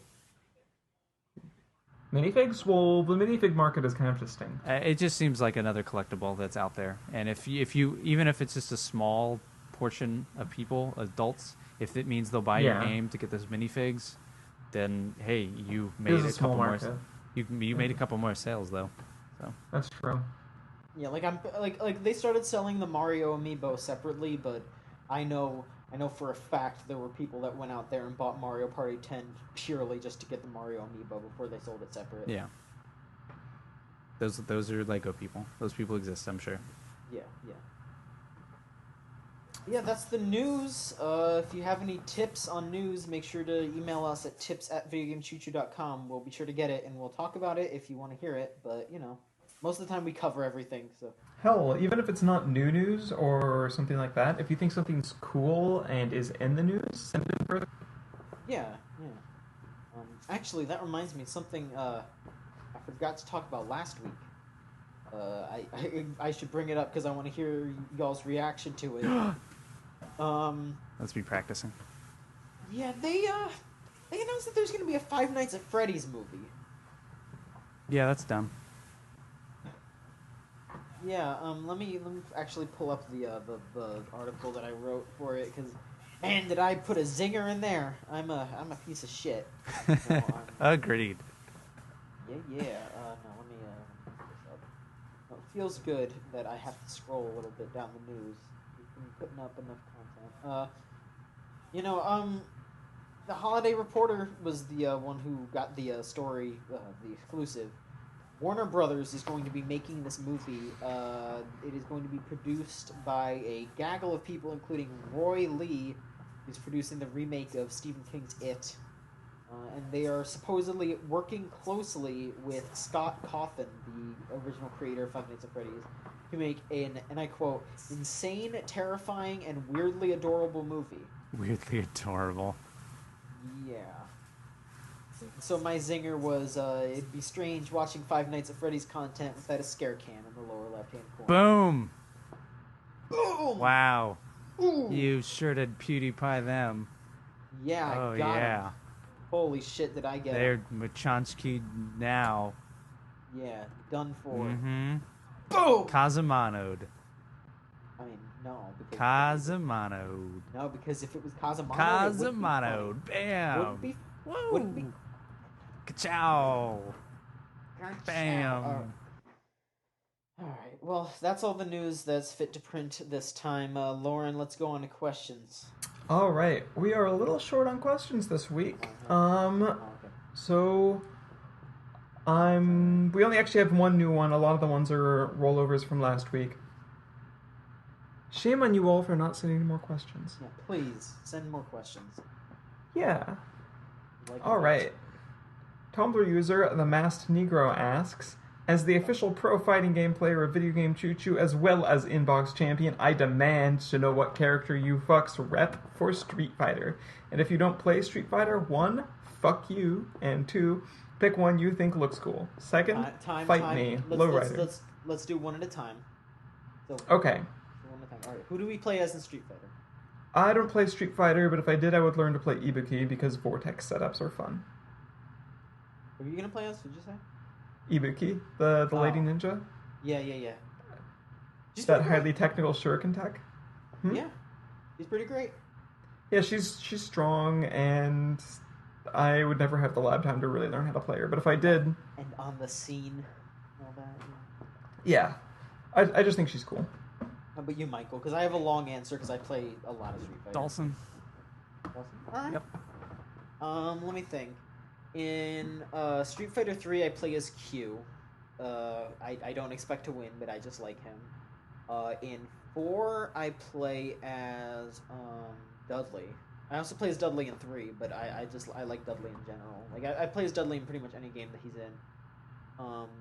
You would be a Deadly. Why? Just saying. All right. And then I sometimes I play Street Fighter Alpha 3 and I play as Eagle in Street Fighter Alpha 3. So You would play He's as cool. Eagle. yeah, because he's great. Yeah. He's got those like staffs. You just whop you with them and good. Trying to think what other Street Fighter. In Street Fighter 2, I play as M. Bison, dictator. Just make sure that you know who I'm talking about. And what other Street Fighter games are there that I'm trying to think of that I have played and like? Alpha. I said Alpha. I play Eagle in Alpha. Oh, I was totally paying attention. Oh yeah. Mm-hmm. But yeah, I guess I don't really play any other ones. Like if I played Street Fighter EX, I would have to play a Skullomania. Like, cause come on. But yeah, that's all I got. Awesome. Yoga fire. Hey. Yoga fire. Lauren, do the next part of the question. Alrighty. 2. Okay. Second, he wants us to fight him. Lowrider. Next, Yeah, E3 is happening. You're Lowrider. I'm Lowrider? Oh, okay. Yeah, he wants to fight you. Oh, right. Dude. Why? You can't fucking take me. Holy If you really want to shit. do this. If you really want to do this. Kind of challenge I'm gonna throw for our inbox champ versus Lauren. Choices. What should you play me in? How do you do in Maybe- Bloodborne, dude? I don't think he doesn't have a PS4. Oh, he doesn't have a PS4? Tic-tac-toe. damn. I'd probably beat him in tic-tac-toe, actually. Holy shit! There you go. That's it. Tic-tac-toe tournament. Okay. I'm pretty good at tic-tac-toe. You're Loser. gonna have to find some like weird flash site that you can play multiplayer tic-tac-toe on, and that'll just. Tell you what. champion. Tell you what. Since we need something we can do easily, how about we'll play an online game of Go? Oh shit! Oh man. I'm not actually very good at Go, but I suspect that neither are you. Oh, I hope he's like a right. secret Go champion. If he is, I'm gonna get bodied.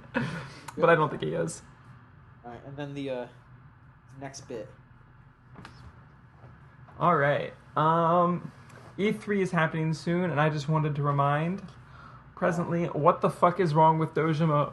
Oh, okay. He just wanted to remind us E3 is happening soon. Okay. Yeah. And then the Mass last Negro bit. asks, what the fuck is wrong with Dojima? Why is he a bad father? And lastly, my favorite Nickelback song is Burn It to the Ground. Thank you fucking asking. All right, so Okay. now we know his favorite Nickelback song. Okay. but This is why also- Dojima's a bad father. Wait. He's What? playing No, this is a Persona- real answer to that listen, question. Wait. He's playing through Persona 4 right now. Don't spoil it for him. Don't spoil it. Don't spoil it. Isn't the fact that there's like spoilers to be had there a spoiler in itself? I mean, yes, but just let him know that he'll find out. That's all he needs to know. I'm gonna There's an fucking ex- tell him. But no, don't do that to the guy, all right? He asked. He's enjoying that game. Just let him know that he will find out. Hell, he might Yes. even find out by the time he listens to this. Because The question's in front of me. I gotta answer it. You don't gotta do it. Don't spoil it for him. Come on. Come on. By the time this comes out, he'll probably be there Don't already. Nah, It's not that no far into the game. spoilers. Don't be mean. Don't be mean to him. Come on. You guys are supposed to be having a battle with honor and dignity. You're not supposed. You shouldn't be throwing these. He challenged me. Yeah, exactly. He challenged you to an honorable duel. He's not. Well, throwing Lauren fists out Bowley of doesn't nowhere. fight honorably. I like cock punch kids. That's fucked up, Lauren. Yeah, well, they do it to me. That's fucked Mass up. Negro, the reason why Dojima is a bad father is... And that, Masked Negro, is the reason that Dojima is a bad father. What a tale. Oh my god, John, you've ruined it. No, I'm not. I'm letting it. I'm letting it so that way Niall can edit around it, and then I'm like, oh, Okay. what a story. Yep. Anyways. In terms of our other questions this week, We Tumblr user- we just had some leftover from last week. yeah, we have some leftover from last week. Tumblr user, this is the worst Cyberpunk future asks. Actually, oh yeah, no, we did do this one. With the most recent Nintendo Direct getting a ton of anime bullshit out of the way, and it has been 2 months and some change until E3, what do you think Nintendo has lined up for their E3 Direct? Zelda Wii U has already confirmed for not being there this year, so all we really know about it is Star Fox, plus the standard jibber-jabber about amiibos, and Smash DLC/ballot. Zelda not being there doesn't mean Mario. they don't talk about it. Like it not being there means it won't be in a booth. Yeah. It doesn't mean Maybe. they don't. I don't know. I think they actually explicitly said they're not going to show it at all. Okay, well, if they said that, then maybe it won't be there. But I still wouldn't be surprised if that showed up. But Star Fox, like, if Star Fox is a full-fledged game, then that's all you need. It's going to be, yeah. Yeah, that's all you need, and then you can talk about anything else. Like, what comes out early next year. Like, there's a lot to talk about. I'm gonna throw my hat into the ring because I'm Mr. Nintendo Direct. I know what they're gonna talk about. I mean, they're gonna still talk about a lot of the games that they talked about during this Direct. Like they still need to keep talking about Yoshi's Woolly World. Yep. They keep talking about Fire Emblem. Yep.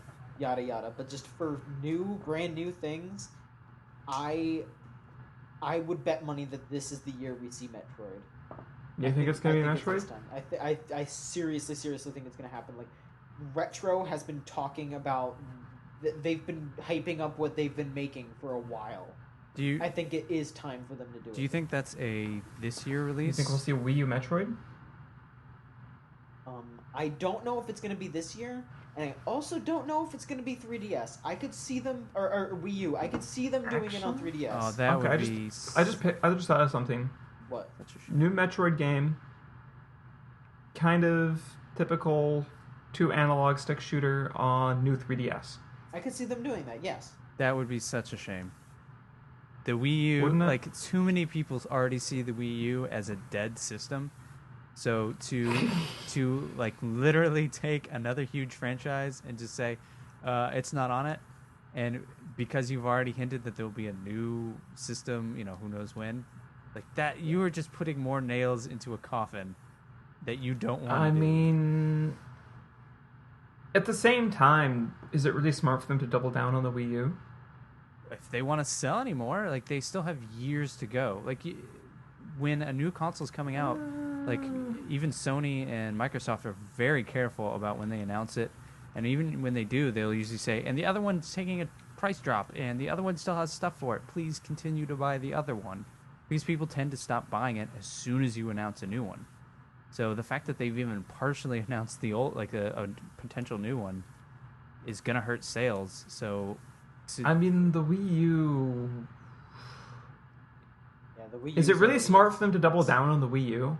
I mean, it's not exactly a winning system. But you already have a Zelda coming out for it. You have a Star Fox coming Yeah, out for it. You have a Mario out for it. You Those have are a probably in Bayonetta production out for a couple of years. Yeah. No, Cut your losses. I'll be honest. I can see it either way happening. I could see it on new 3DS. I could see it on Wii U. I could as well. It just that seems. I mean, I'm just saying, cut your losses. I think it's. That would be such a shame to do that. It would, because as somebody who loves Nintendo and who It has makes sense. owned every Nintendo console since the Super Nintendo, I would not go out and buy a next one knowing what they did to the Wii U. If they just kind of shut off development for it, and I don't like, and Zelda's the last big bastion, last big like celebration for the Wii U, I'm not going to buy the next one. You're going to have to prove to me with like at least 10 games that are really good that it's worth buying. Because even if you do it for 3 good games. I mean, the Wii U has 3 good games, but nobody's buying it, so it has to have constant support. No, but the Wii U has other issues. Yeah. Sure, but really, it all comes down to is the games. And if I can't go, like, having owned a Wii U since, I don't know if I owned it since launch, I don't remember when I bought it, but having owned a Wii U, it just seems kind of shitty that I bought your system and you would abandon it after like 3 years instead of the normal 5 or 6. That would be really shitty. It'd be a shame to see them do that. And it would make me, like, I'd still be a fan, but it would make me very, very cautious about any Nintendo product I invest in the future. Like, I would be a late investor. I would no longer be what they value, and that's like a hardware pass, like, I can't think of somebody who buys hardware first thing. Like, every one of those. Early adopter? Yeah, thank you. Early adopter. Like, they want that. And if you start just taking all those people and just saying, yeah, don't worry about it, we're just a 3DS company until the next one comes out, that really just screws everyone else who bought a Wii U over. I mean, I have friends who were just saying Nintendo should up and get out of the console market in general. People have been saying that for a long time. Years, yeah, yeah. and that they shouldn't do that because they can still They make shouldn't. they still make money off of it. There's no reason not to. Yeah. Like they still do something different than the Xbox One and the PS4, and it's actually vastly different. Like it's a very different experience. The Wii U was very different. The Wii U is very different. It's not developed for. It's not like on display like the Wii was, but they're doing something different, and that's valuable in a market. Like it is seen as like the secondary console, but everyone sees it as, oh, I owned the one console, the Sony or the Microsoft, and then I own a Wii U. I owned a 360 and a or a PS3 And and a Wii. That's a great place to be. It's not it's not in the fray, but you're also not in the fray. Like you could just sit back and be like, we're the only handheld, and we're the backup console. Done. Like that's all you need to be if you want to survive. It's, I would love a new Metroid because I even like the GameCube ones, Metroid Prime and Metroid Prime 2. I thought those were really good. I never played other M, but I could see them doing some really interesting stuff on the Wii U, and just to see another 3DS game come out would just be kind of like it'd be great for my 3DS, but be kind of depressing as somebody who also loves Nintendo's consoles. I mean, yeah, but at the same time, the new 3DS kind of needs more of a reason to buy it. Sure. Like, Nintendo is in a really awkward place with the new 3DS right now. Nah, the 3DS is... Oh, the new 3DS, yeah. Yeah, the new 3DS, I mean. Oh, most certainly. But... Yeah, they're in a really awkward place with the new 3DS, and that's why I suggested a Metroid game on the new 3DS. Well, you know what? Actually... They could do both. Yeah, I should point that out. Retro is working on something, but so is Next Level Games. I could see them being like, hey, Retro's making Metroid Prime 4 for Wii U, but on the new 3DS, here's a new Metroid side-scrolling game by Next Level. I could see That them would be a doing good that. move. Yeah. Assuming the games are good. Yeah, I mean, well, Retro hasn't made a bad game, so... Would no, you but want a neither had Metroid Bungie Prime until 4? Destiny. Oh, yeah, true. Well, we'll see. But, I mean, I don't know. I don't necessarily want Metroid Prime 4. I know a lot of people that do.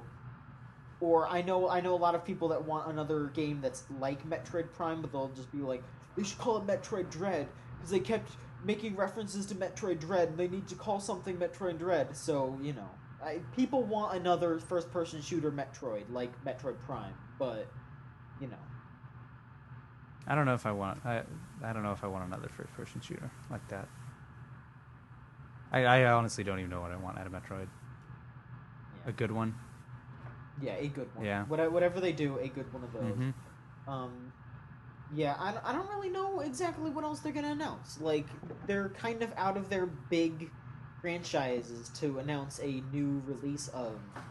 Like, I don't know. I kind of feel like maybe this year's gonna be a little light. Like, they'll just be like, yeah, we're gonna keep supporting the games that we already have out. Like, they'll be like, here's some new Splatoon DLC. Here's another couple Smash Bros. Characters. Here's, you know, just this and this. Like, I don't think it's gonna be super heavy. I think they'll be like, yeah, here's Star Fox and here's like Metroid or some other big unannounced thing. But yeah, I can see just Star Fox and like one other thing being their big release, and then they'll do some small stuff and some DLC. Has it been long That enough kind of thing. to announce a new Pokemon? They announced new Pokemons. Independently, right? Yeah. Yeah. Pokemon is they its have a deal own with, company.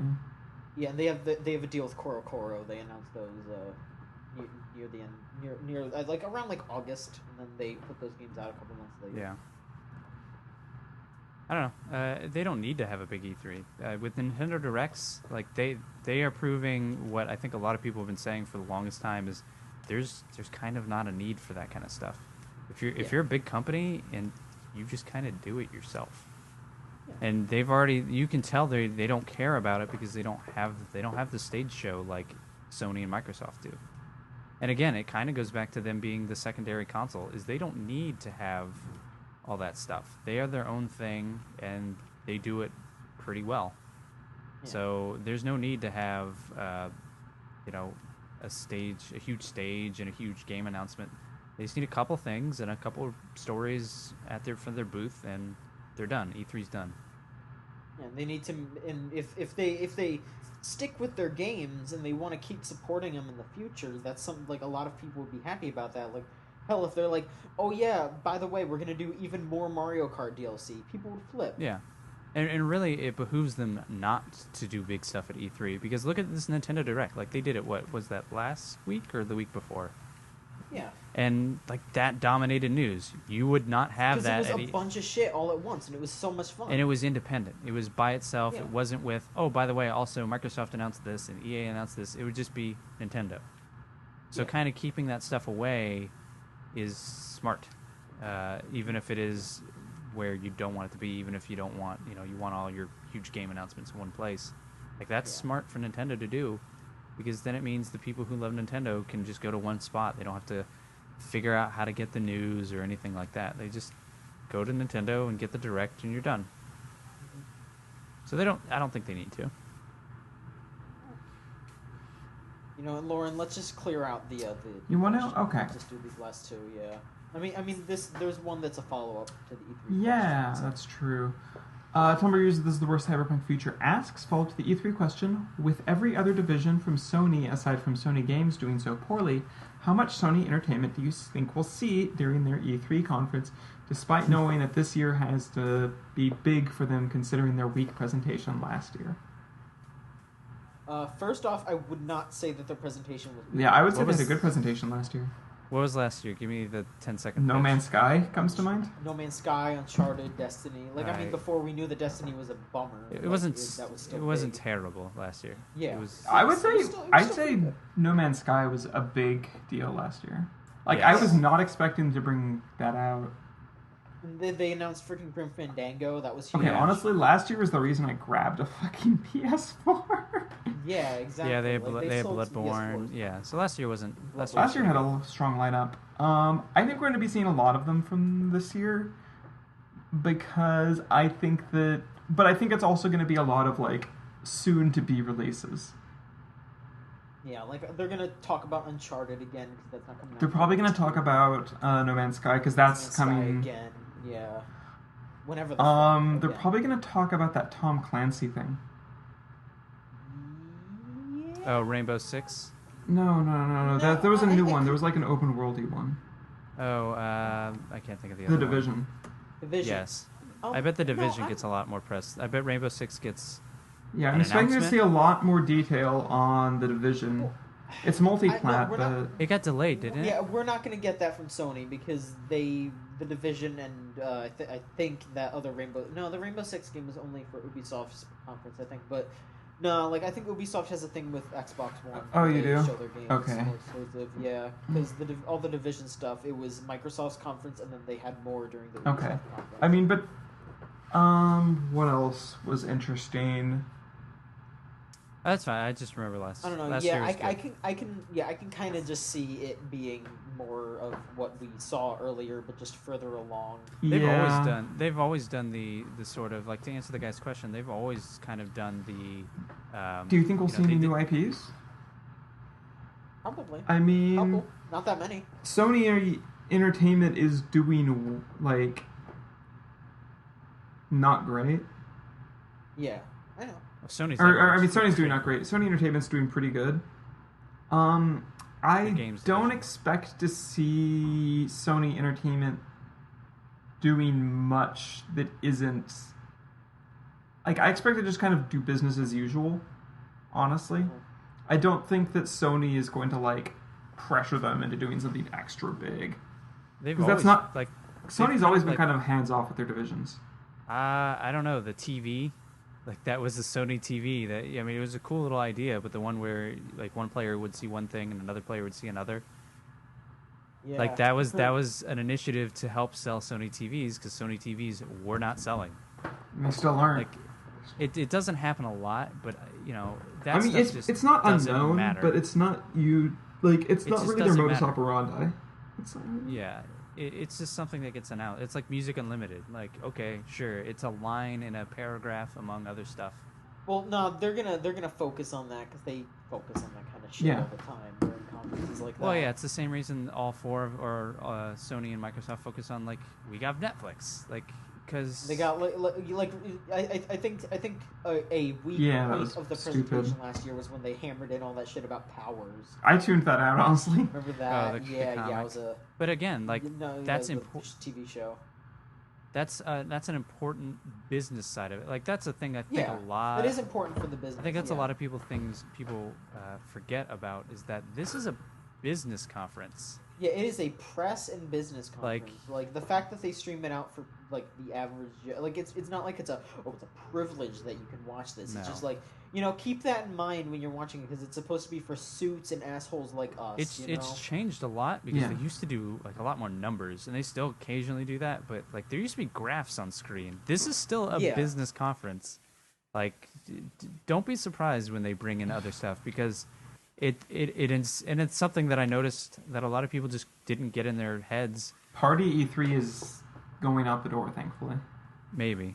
But it's something that I noticed when a lot of the consoles were announced, was this is all marketing and business stuff. And people just took it as like, no, you promised you would have this thing in there. Like, no, they marketed that to you, and you just assumed this would be fine. Like, it's all so that stock prices go up, and it's all so that people buy their stuff. Like, you take it all with a grain of salt, and remember that this is how it's all done.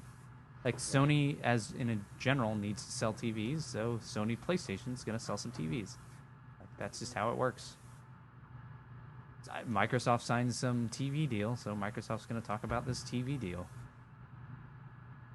You like, we don't care, but some guy at Best Buy might care. Yeah, we'll see. Yep. Yeah, but to answer your question, I can't. I'm not good at guessing other franchises and stuff, because I don't know. I'm just so deeply invested in like Nintendo's history that I can kind of chart out like, this kind of seems like when they're gonna do another Metroid, shit like that. So.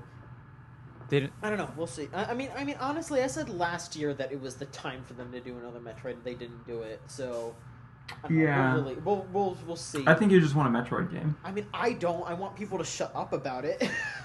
I don't know. You're the only one bringing it up. Well, no, because I want people to shut up about it. I've played like 10 minutes of Metroid Prime 1. I played 15 minutes of Super Metroid, and that's it. I've barely played a Metroid game ever. No, it sounds like you're the only one who keeps talking about it. Oh. Yeah. Do you hear John really wants a new Metroid game? Yeah. Crazy. Loves those games. Mm-hmm. Favorite. They should just not make another Smash Bros. Instead just make Metroid 5. They didn't call it Metroid Prime 5. They just called it Metroid 5. John Machonsky's Metroid Prime 5. Yeah. The Boom Boom Huck Jam. Mm-hmm. Tony Hawk's Pro Samus 5.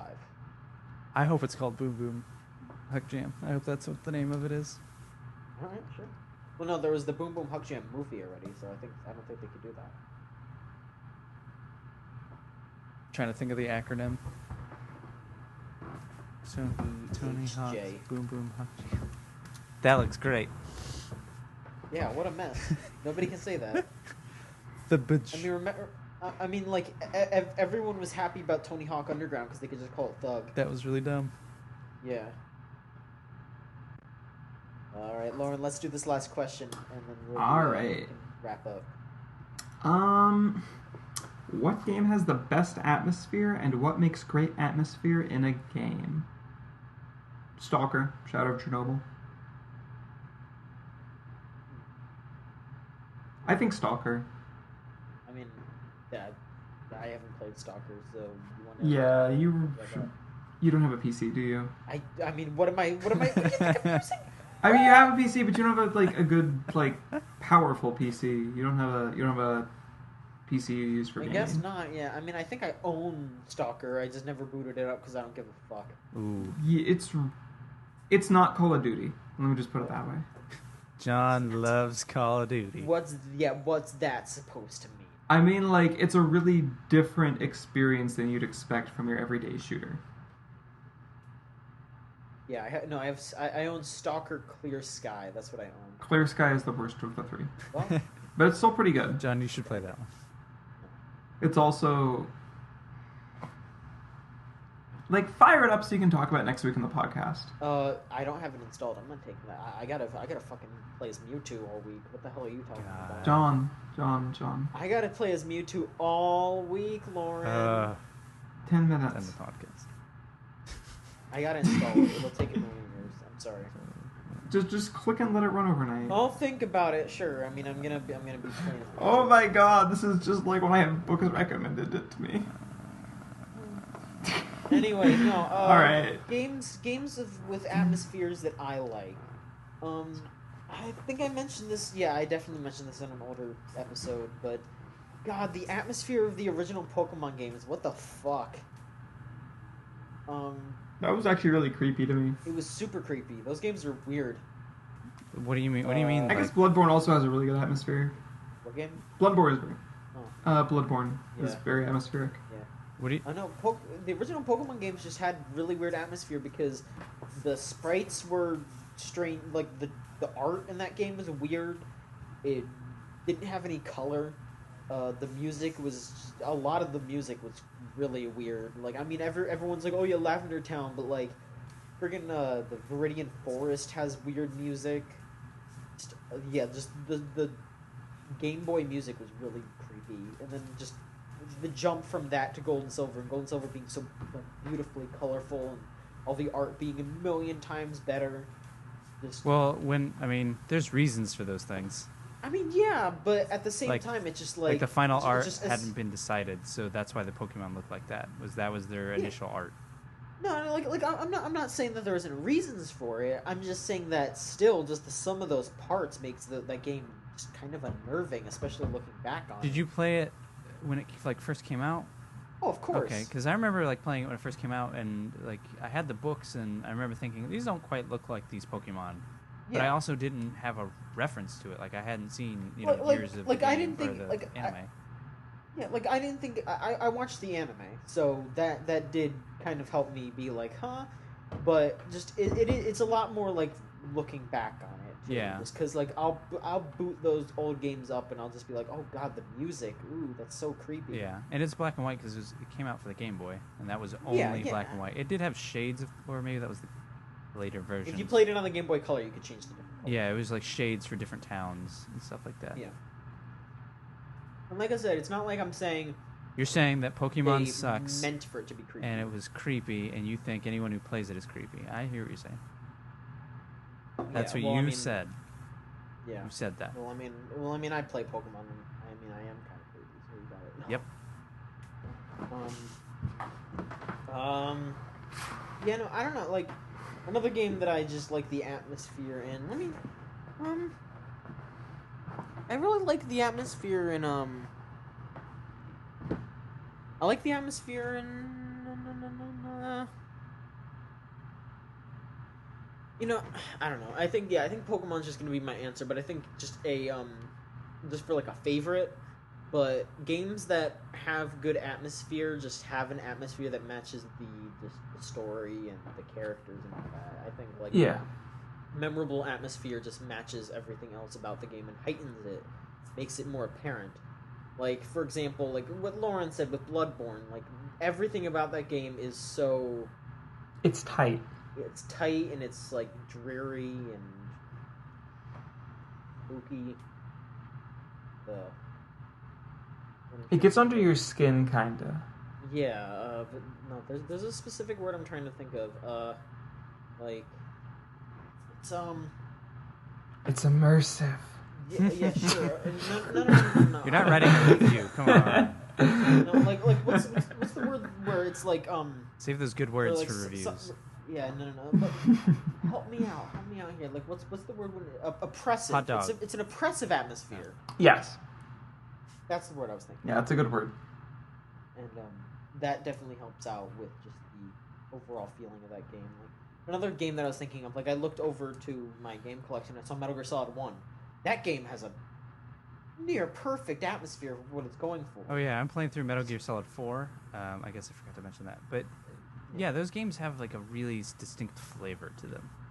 They feel and they just seem like, and a lot of that just has to do because they're batshit crazy. But Absolutely, like that comes across really quickly, and I think all 4 of those games, I've been playing through them with Metal Gear Scanlan on Giant Bomb, but like all those games have like, okay, I know exactly what I'm doing. Like it's sort of like coming home after being gone for a while. It's like, all right, I know exactly what all this is. Like I know where this is. I know what this does. Some things have maybe changed, but I know what this feels like. Well, I wanted to be more specific with MGS1 because just the way that that game is set up, how you swim into this, like I wouldn't say oppressive is also for that game, but just it has an espionage flavor to it. Like you're constantly just like the music, the snow, the dark corridors, everything about it is just like I need to make sure that I am not seen by anyone. Like everything about it it's so You're on a sneaking mission. yeah, you're on a sneaking mission and everything is just so low key. So it makes sense that hey, I'm on the down low here. Yeah. And then just when that encounter music hits and just the atmosphere shifts completely and it turns from this almost soothing like hey I'm just gonna sneak through here to an oh shit, and the shift is natural in just the music because they created the level design and the enemy placement and all that, they made it so that it still works as that atmosphere without much change. Yeah. And I think that is also a good atmosphere, is one that can change easily based on what happens in the story or what happens in the gameplay. Yeah. Especially for games.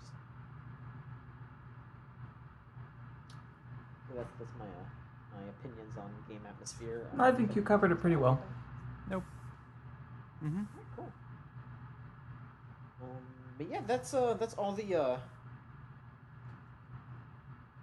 the questions that we got.